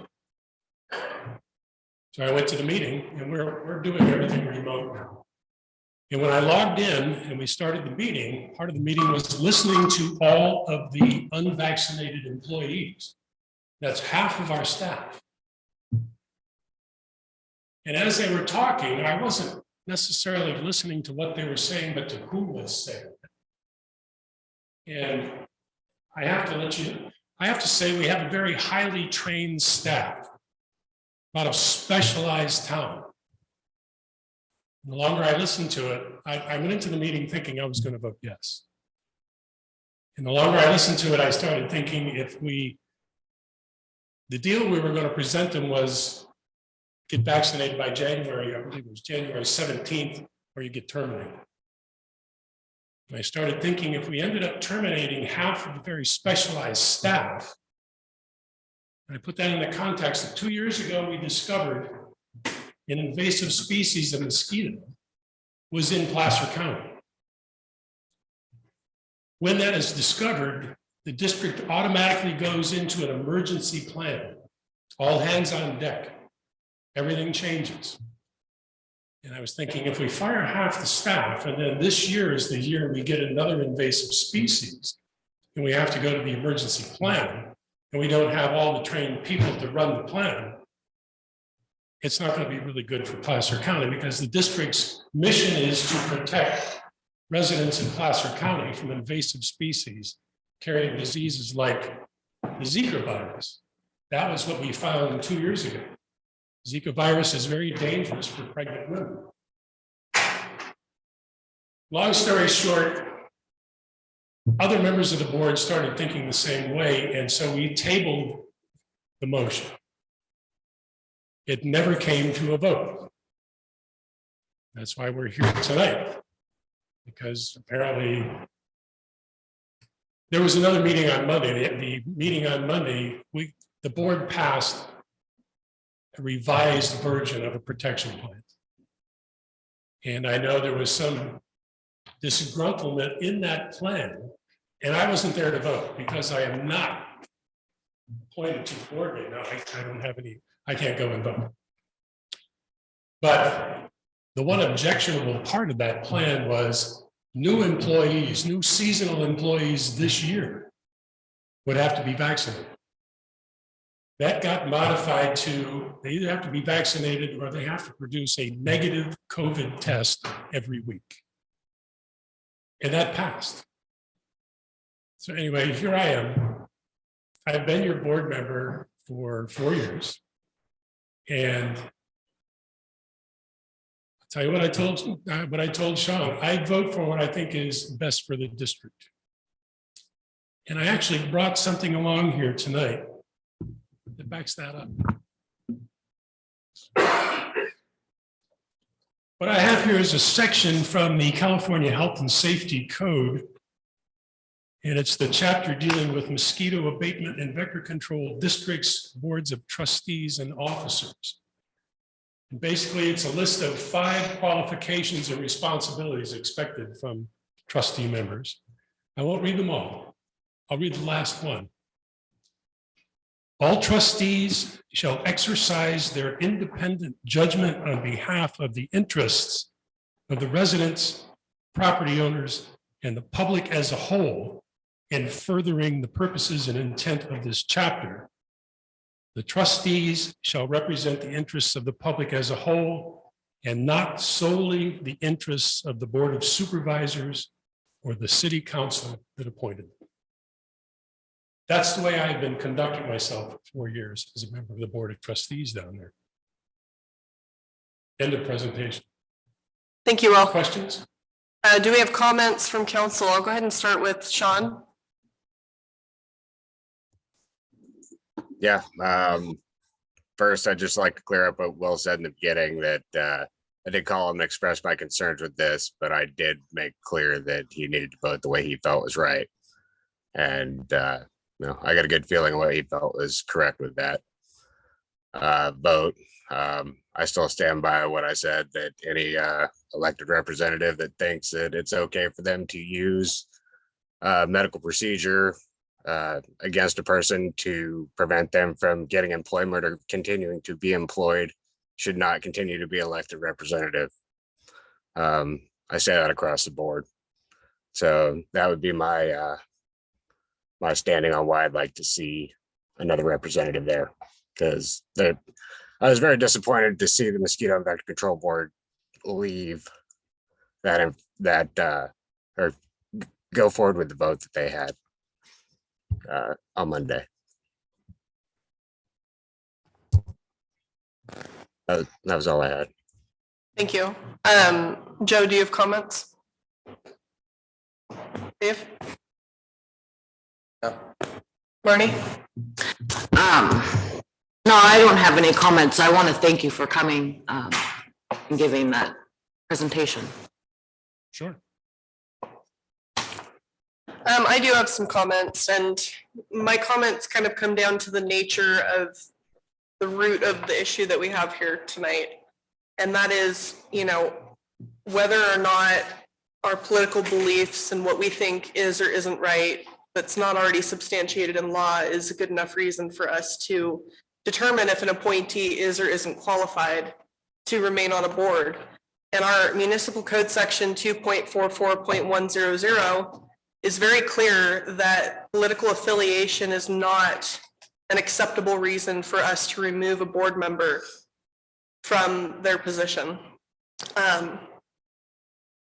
With that being said, we do have the authority to decide what we believe are the qualifications for a board. And in this particular instance, being as Will is not an elected official, I would say that the real question here is, do we feel that you should have to be an elected official by the people to sit on these boards? And if we do, then it's not just this board we need to take that into consideration on. And if we feel that we are comfortable with citizen representation like we do have on many other boards, including PCTPA, then I'm in favor of keeping Will on this board, regardless of whether or not I agree with his initial thoughts on this. Because I do also agree with Sean that I don't think vaccination requirement would have been appropriate in this particular instance, but it also sounds like Will came to that same conclusion. But that completely aside, I still feel that it's appropriate to keep Will on this board, and I would be interested to hear further thoughts from council on this. Do we have any additional comments? Or any comments from the public? I apologize, I haven't received any public comment. Nothing online. Okay, Marnie, you have comments? I do have comments because I heard you say something about qualifications. Yes. And who are we going to put on this board? I wasn't at the last meeting, and I think that I was nominated to take on this board. Well, first of all, I'm sitting here looking at Kelly and I'm going, I'm here for public safety. I'm here for everything else, but I'm not here. I can't take that load. I have to say that it's just not my strength, and I cannot take on that kind of a load of what you've been carrying for 4 years. So why do we have to, if something, how's that saying go? If something's working, like, what am I gonna do with it? It's too much information and my brain can't take it. That's pretty much it. I'm here for public safety. That's all. Do you have any other comments? I got a comment on this. So this is not about removing a board member, because the last meeting we were at was we were picking the members to go on something. Right. This has nothing to do with removing a board member. Well, this is reappointing someone who's on a 2-year cycle. Could be. And my understanding is that you are midterm on a 2-year cycle. Is that correct or incorrect? That is correct. So although we're in a gray area, that's the position I take, is he is midterm on a 2-year cycle, requiring our reappointment. Us not reappointing him would be the equivalent of removing him. I don't agree with that. I understand what you're saying, but I don't agree with that, That's because fine. we appoint members each year to the boards. Right. The various boards, regardless of what the board's policies are. And there's the spirit of the law and the letter of the law, which are in conflict here, but I'm going to go with the spirit of the law. Yeah.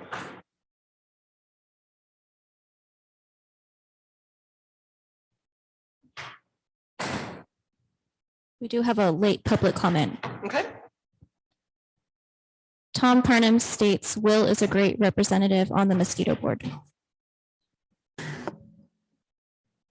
So I guess at this point, unless there's other additional, merit conversation at this point, I'm going to bring it back to the board for a decision. Well, Or at least you gotta some ask for a direction. motion. Need a motion, yeah. Yeah. There's another public comment under question and answer on the Zoom meeting. Thank you, Sean.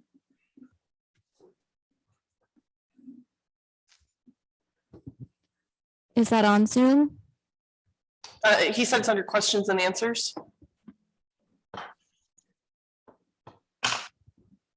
Apologize. Carrie Taylor states, I support Councilmember Lohman. Mr. Stockwind should be removed and a new member appointed. I just want to make one more comment. This isn't personal against Will. I thought he was a good representative. I can't have somebody I've appointed to be a representative making decisions like that. So if he's representing my vote, which he is by proxy, by me appointing it, then I can't have him appointed. That'd be the only reason. Yeah, and it's the same thing that I struggle with on this, that says whenever a government forces a vaccine mandate and doesn't consider a person who's already had COVID, that has natural immunity from having had COVID, especially when the CDC says that natural immunities you gain, assuming you survived an infection of COVID, is about 6x better than the booster and the vaccines combined together. The study out of Israel says it's closer to 19x. So when we have organizations that are forcing people to be unemployed because they may have had COVID, but that doesn't count because they didn't get the vaccine. And then the second part is, if you've had COVID, there's another study that was out there that shows lesions of the heart and the arteries are more likely if you get a vaccine after you've had COVID. So there's a number of places where it looks like they're going to recommend not getting the vaccine if you've had COVID and survived it. But the real question is, if you get COVID and you survive it, you get a benefit. If you don't get COVID and survive it, well, then you don't get the benefit. So that's the struggle I have in my view, is when a government forces people to take a vaccine. And by the way, this is not a vaccine. This is an RNA modifier. It's not a killed virus. So this is a whole different thing. The CDC had to change its definition to include this as a vaccine, even though technically it's not, right? So when you force people to have it and don't consider a person who's already had the infection and survived, I have a problem with that. And it's just me personally. I'm not speaking for the city. I'm just saying me personally. And I'm not going to argue one bit with your sentiments, because although I am going to say very clearly, I am not a doctor, have not participated in the peer review process, and have no authority to speak in that respect. I do have my own sentiments and disagreement with allowing vaccine mandates. I do. But on that note, I'm just going to be very frank here. I do not have a better representative to appoint to this board, and given the entirety of the circumstances, and again, looking at the very capable deduction of information and the final decision that it was led to based on the information presented, I think Will has shown he will make decisions at the end of the day in the best interest of his community. And I think that he has shown that he is capable of meeting the qualifications, and I do not have a more qualified representative to put on the board right now. So unless someone has a proposal with a better solution, again, I'm inclined to vote no on any proposal other than to appoint Will. So I'm curious to see, does anybody on council have an alternative proposal or counter argument here? And my take is, I appreciate everything you do for this community, and I'm sorry that you feel like you have to like be in front of a jury on this. We all make decisions and that we all don't agree with. I look at all the overall picture and all of just the general, like what Will does bring to this community. And even though I do agree with Sean that, like, you know, just in general, like not removing Will, I don't agree with that. But like, hey, yeah, I'm anti having the government or you know, an employer even for that reason force such a mandate. I totally agree on that front. I would support a motion that would keep Will on the board without hesitation, in my mind.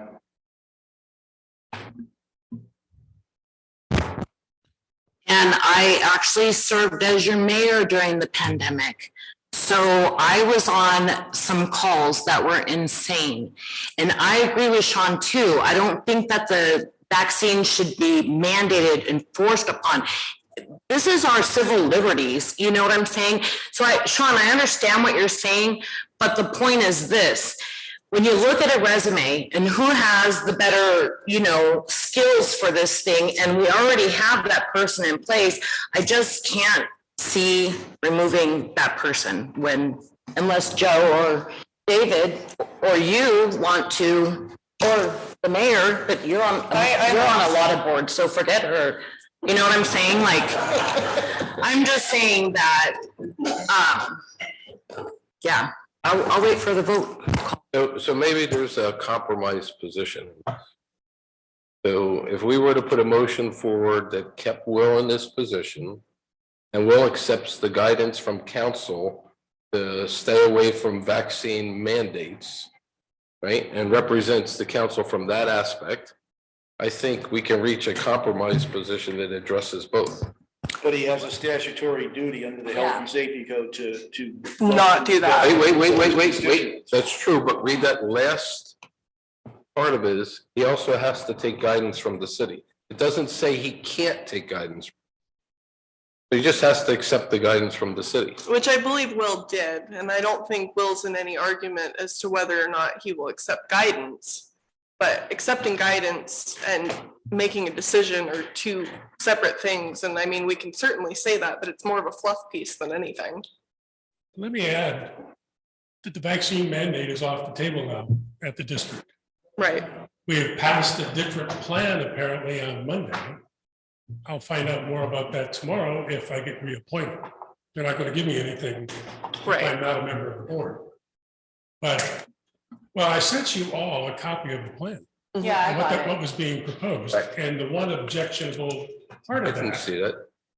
It was in an email to our council. Sorry, I didn't see that. I don't get the emails. Should I send carrier pigeon? How do I No, get you a hold of send them to Wes. We'll print them out, give me hard copies. Well, Sorry. Send it to Wes too. Wes was copied on it. But anyway, that's off the table. That's all gone. And I think the district has decided we can't put ourselves in a position where half the staff is gone and we have an emergency situation. That affects the whole county all at once. So that issue is done. It's gone. It's not going to come back. Who pays for the testing? Testing is going to have to be paid for by the employees if it's determined that their infection was was part of their work. If they're out at a bar and they got infected from that, and Oh, you mean the weekly testing? Yeah, the weekly testing. It means like just the weekly testing, like. Who's gonna pay for the weekly testing? it's going to be the employee.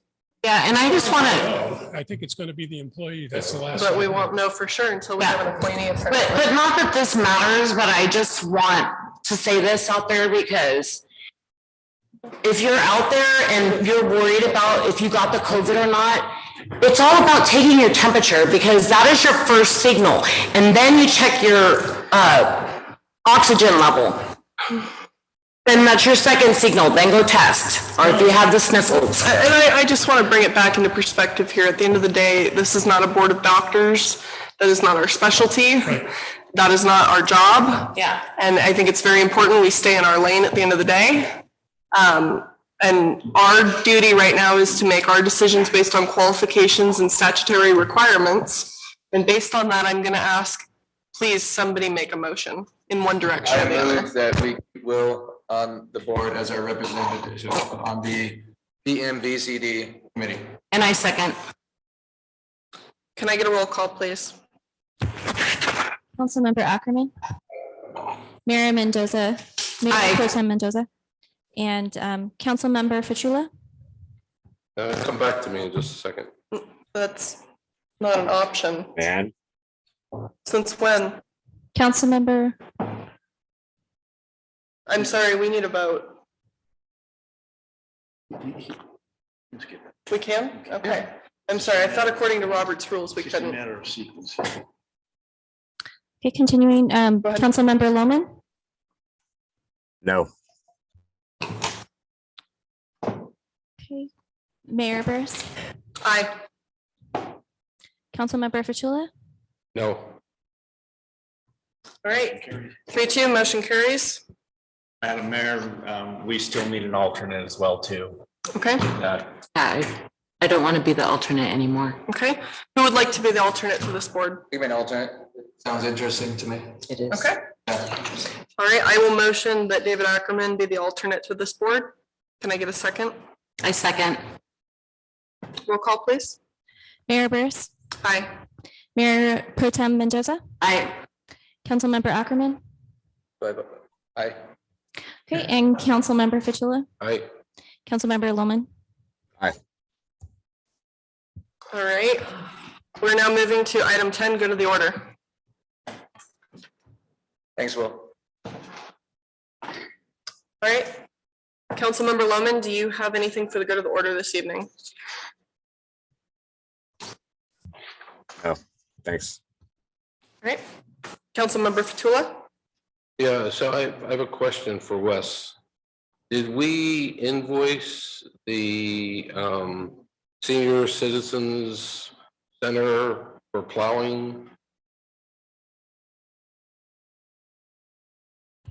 No, we have not invoiced the senior community or any other privately owned facilities as a result of the plowing that we did during that winter storm event. So my suggestion is we need to do that, whether they pay it or not is not my concern. My concern is so that they realize the cost that they put on the city by not doing their job. Right? And I'm specifically worried about the senior citizens thing because that was just an abysmal thing that happened. I'm not so much concerned about Mink Creek, but I am concerned about the senior citizens thing. I will share that there is a plan to meet with the communities, centers like the senior community and the apartments. The Placer County Sheriff's was going to facilitate a meeting with the people running those facilities to have that type of conversation. But if it is the will of council to have the city manager invoice each of these locations, I can do that. But I'm not sure. That's policy. You're gonna have to put that on an agenda and get consensus from the council. So that's a policy question. But yeah, it's a policy question, but I'm less concerned, like I said, of collecting the money than letting the owners of these properties know that this is the damage that they created to the city by not doing their job. And unless there's a financial number there, they say, well, they just plow their streets, it's okay. Right? And I worry about the risk of if we were to hit a car or a person while they're plowing it in there, because we're on private property, I know our insurance covers it, but that's not public areas.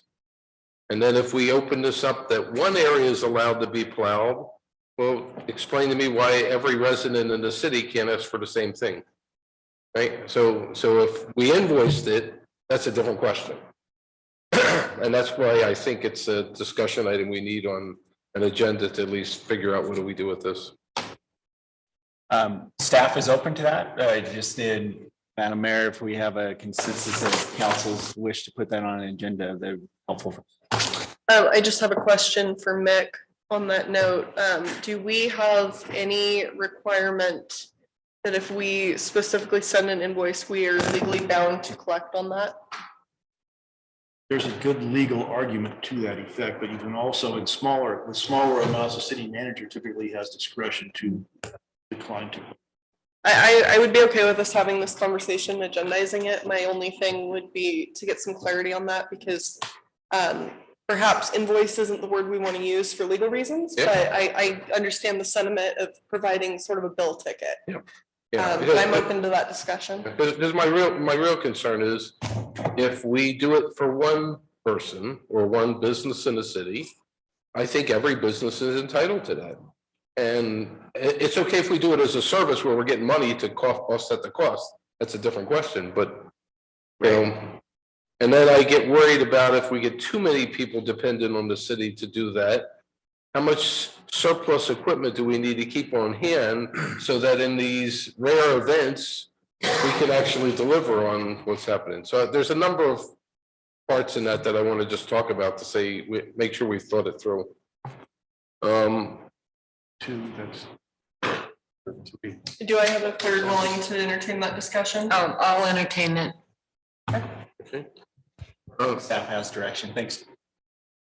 Yeah, the second item I want to talk about is some of the safety things that we saw in this snowstorm that I want to just make sure they get addressed. One was the all the visitors that came into the city to play in the snow while the city's in a state of emergency. I understand that's good business for some businesses, but when we had kids rolling snowballs in the street where the plows are trying to get through the plow, or I'll do it up at Gold Run, and I talked to Kevin about this because I called 911 on this one. There was about 30 kids under the age of about 9 in the middle of the snow track, the railroad tracks, in front of, you know where the Gold Run post office is? You go up that 20-foot hill and the railroad tracks are there. There's about 30 kids under the age of about 9 rolling snowballs and making snowmen in the middle of the railroad tracks. And their parents are standing along the sides watching them. So when I got through, I don't know who it was, but within 15 minutes, a UP pickup truck with those wheels that run on the rails came up there with a loudspeaker yelling, "Get off the tracks, these are live tracks." So however, Kevin, however that got handled through 911, thank you. Probably saved some kid from getting injured in there from a train. But I think one of our discussion items we need to have is how do we address some of these safety things? Because the public, when it comes in, is so enamored with the snow that they're not thinking logically, including there was right in front of the hotel out on the main street there, just before you got down there to plow, there was about 12 Japanese looking up, standing in the middle of the road with their mouths open as the snow's coming down. Why? I don't know. I guess they're enamored with seeing snow falling. So I don't know what we do safety-wise to protect the public from themselves. Councilmember Petula, we have an after action item that we're bringing to the 23rd for all the emergency services and stuff. I think that topic itself would be appropriate. Yep. Item. Okay, and I just don't want to have them fall out from where we're at there. Right? And then the last thing I'd like to do is I'd like to get maybe an item on for the people that volunteered at the community center and at the VA thing. I don't know, I'd like to send each one of them a dinner for 2 or something like that, just to say thank you, thank you, thank you, thank you, thank you. Yeah. And I volunteered, I'll waive my, if we do a dinner, I'll waive mine, I don't want one. But just for all the other people that were up there, it's just, I can't believe the amount of hours that people put in. No, exactly. Yeah, and I think it'd be something more tangible than just a thank you letter, I think, Yeah. like a dinner for two.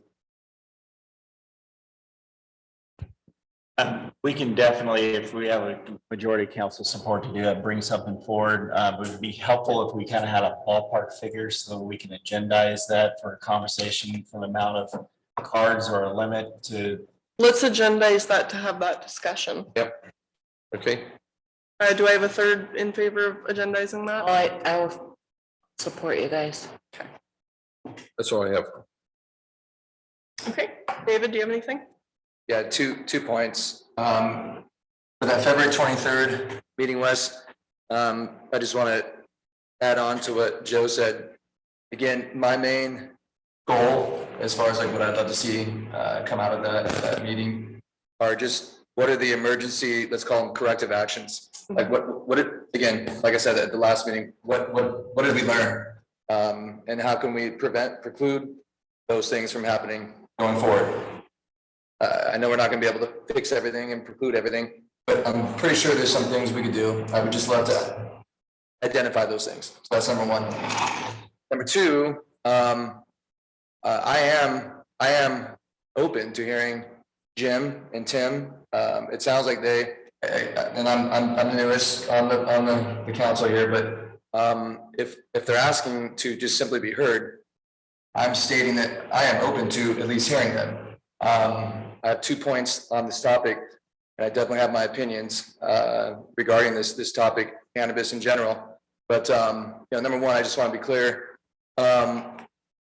CBD. I have vast knowledge in CBD.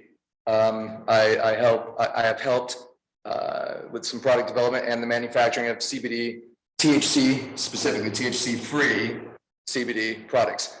And there is a lot of science behind that as well, as far as health benefits and whatnot. I just want to just state that publicly. Number two, and this is the biggest thing, safety seems to be like a theme tonight in this meeting, which is great, and I'm all for safety too. And I do understand your point on safety, without doubt. I understand other points regarding safety as well. You can almost argue safety both ways. But I want to state that I am open to hearing you guys, because I haven't heard your presentation. I can guess what the presentation is going to be about, but I don't know. I don't know why we wouldn't want to at least hear you guys out. And that's no disrespect to anyone's opinion, because I have my own opinion, but I think it would be. I would expect we would hear multiple opinions during. And that's fine, because I know it's a big topic for this town, but so. I thought I heard earlier that maybe if someone wants to bring it up in the good of the order, like, hey, do we want to hear it? So I guess, do I need to make a motion to? You don't make a motion, but you have brought up the fact that you'd like to have that discussion. I would agree. I'd like to have that discussion, and the discussion I'd like to have is absolutely not whether or not we're going to allow another dispensary. I'm not willing to entertain that discussion. What I am willing to entertain and what I'd like to discuss is us changing the way that we do our designation to not differentiate between medical and adult use, because if we're just being real, the current designation and differentiation between the two is silly. It's absolutely silly. And all it does is it allows Nevada County and Sacramento County to come in here and run our show for us, with us having zero accountability or any way to punish anybody for not following the rules. And I've got a big problem with that. So I'm willing to have that discussion if that's what you're putting forward, David. They've asked and they've asked multiple times, like, to be heard. We hear other public comment. I would support us hearing them. Yeah. Yeah, I want to just chime in a little bit here, because I've been here for the longest, and 2015, I think, when all this was going on, and there's a lot of money that's been spent on this item. So I'm curious, since everybody's wanting to go in that direction, I'm curious to know what opposition's out there, to this. I don't know if everybody wants to go in that direction, but. Well, that's what's gonna happen. Yeah. But are you open to having the Oh, yes, conversation, having everybody? definitely. Yeah.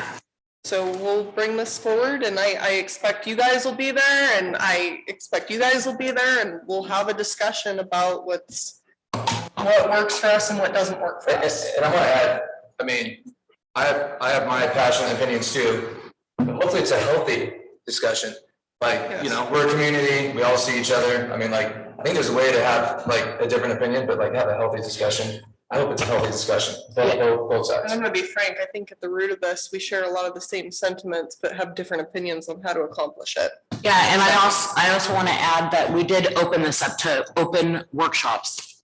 Wait, I don't know what year that was. Well, yes, but this will be an agenda item. We'll have the discussion. Should this be a workshop? This is gonna be lengthy. Either it's your discretion. You can do it either way. Can we provide direction to staff on that? What do you think? Should this be a separate workshop?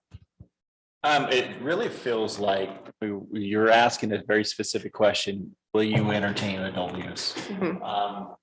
I guess if council feels there's some more information or something you're looking for, have the warrant workshop. Or maybe a special meeting. I think my point is this is a very hot topic. There will be a lot of conversation had. There's going to be people wanting to speak for more than 3 minutes. And I'd like to respect everybody and give them the opportunity to speak for more than 3 minutes on it.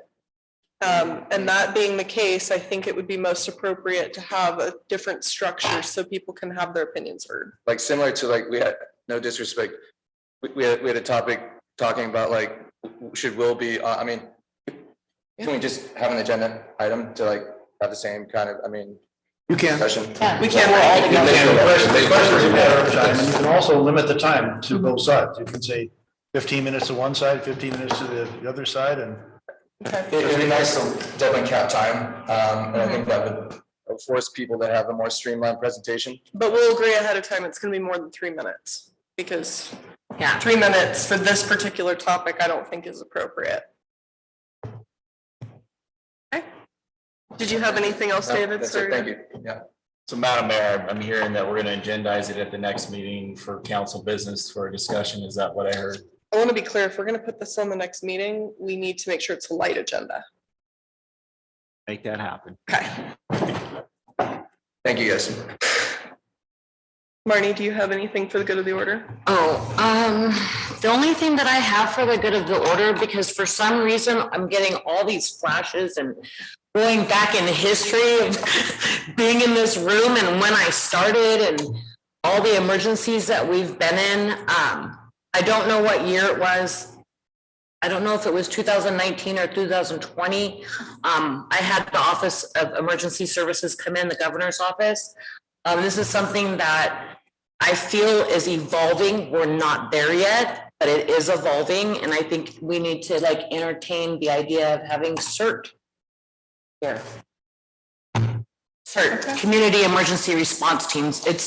They're out there and we've seen them and we can identify them and they play a role. And I just think Are you saying you want to have a presentation? Yes, let's have another presentation and see, you know, because we're not quite there yet, but yeah, I think it's important because who would have thought 5 months ago we had river fire and then we had the blizzard from hell, you know? Yeah, so that's all I have. Yeah, I'm supportive of us getting that on the agenda. Do we have one more? Who wants to agendize CERT presentation? Yeah, I support that. Thank you. Cool, sounds like we have consensus Let's there. not do that at the same time as the other. No, that's different meeting. Okay. Did you have anything else? No, just. Okay. Green Valley Community Church, for those watchers out there. Kelly Ladner's service is going to be on March the 3rd at Green Valley Community Church, 3500 Missouri Flat Road in Placerville. She's very loved in this community. She was born and raised here. This is a devastation. And she used to participate, but then she got sick. And when she got sick, she couldn't. She's the one that, yeah. Steered me. So Anyway, that's all I have. Thank you. Okay, so for the good of the order, I wanted to bring up, with the new rules regarding COVID, we do have the option to adopt resolutions allowing for mixed use meetings. I'd like to do that. I'd like to put it on consent, and I'd like to move consent to the beginning of our agenda in order to accommodate the requirements.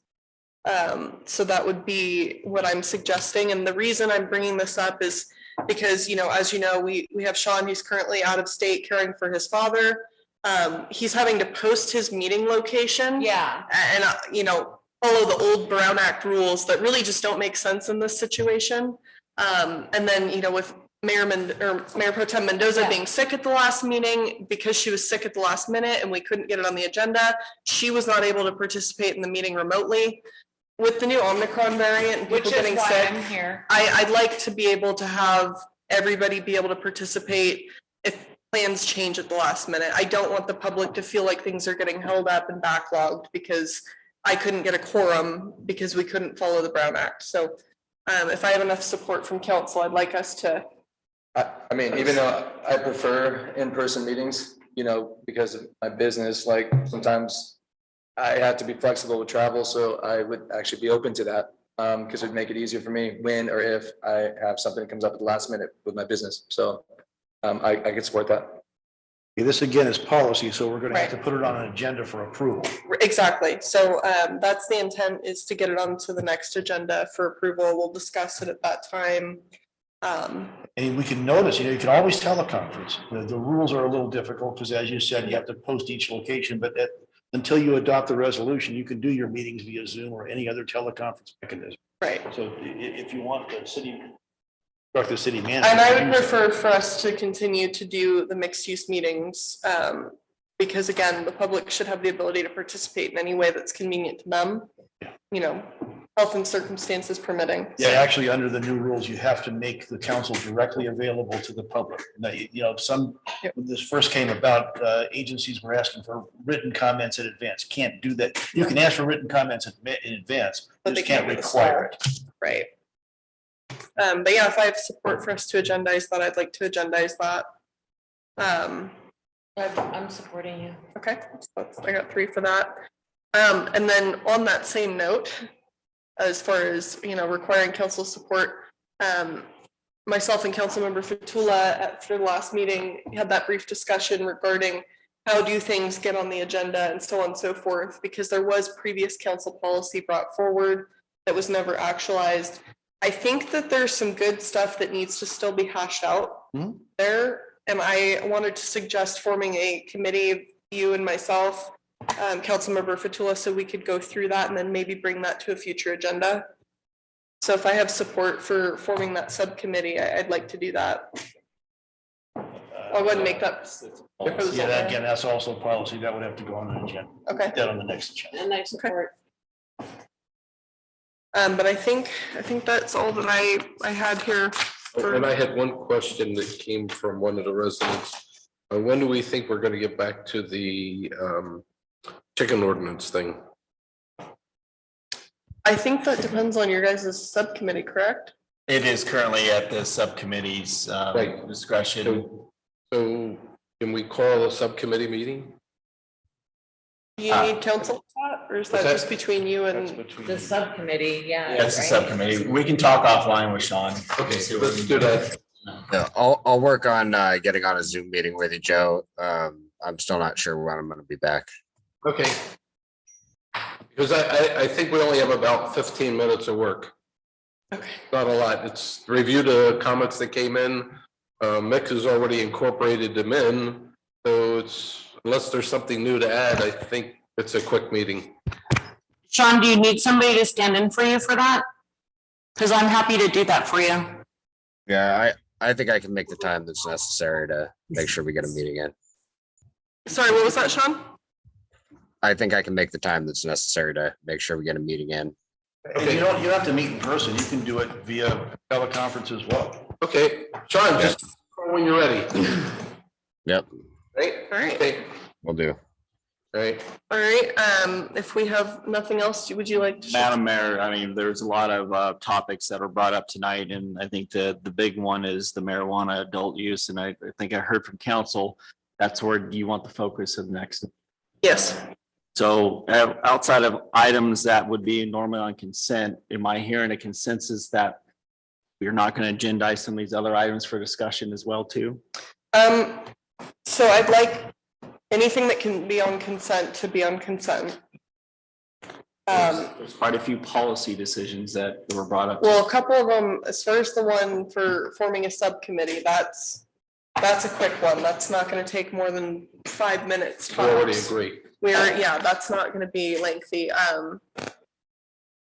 Anything that you think is not going to trigger a lengthy discussion, we can go ahead and knock it out, and then let's agendize the marijuana item for the last item on the agenda, because it's going to be the lengthy one. Thank you. If no one has anything else, I am going to go ahead and adjourn the meeting.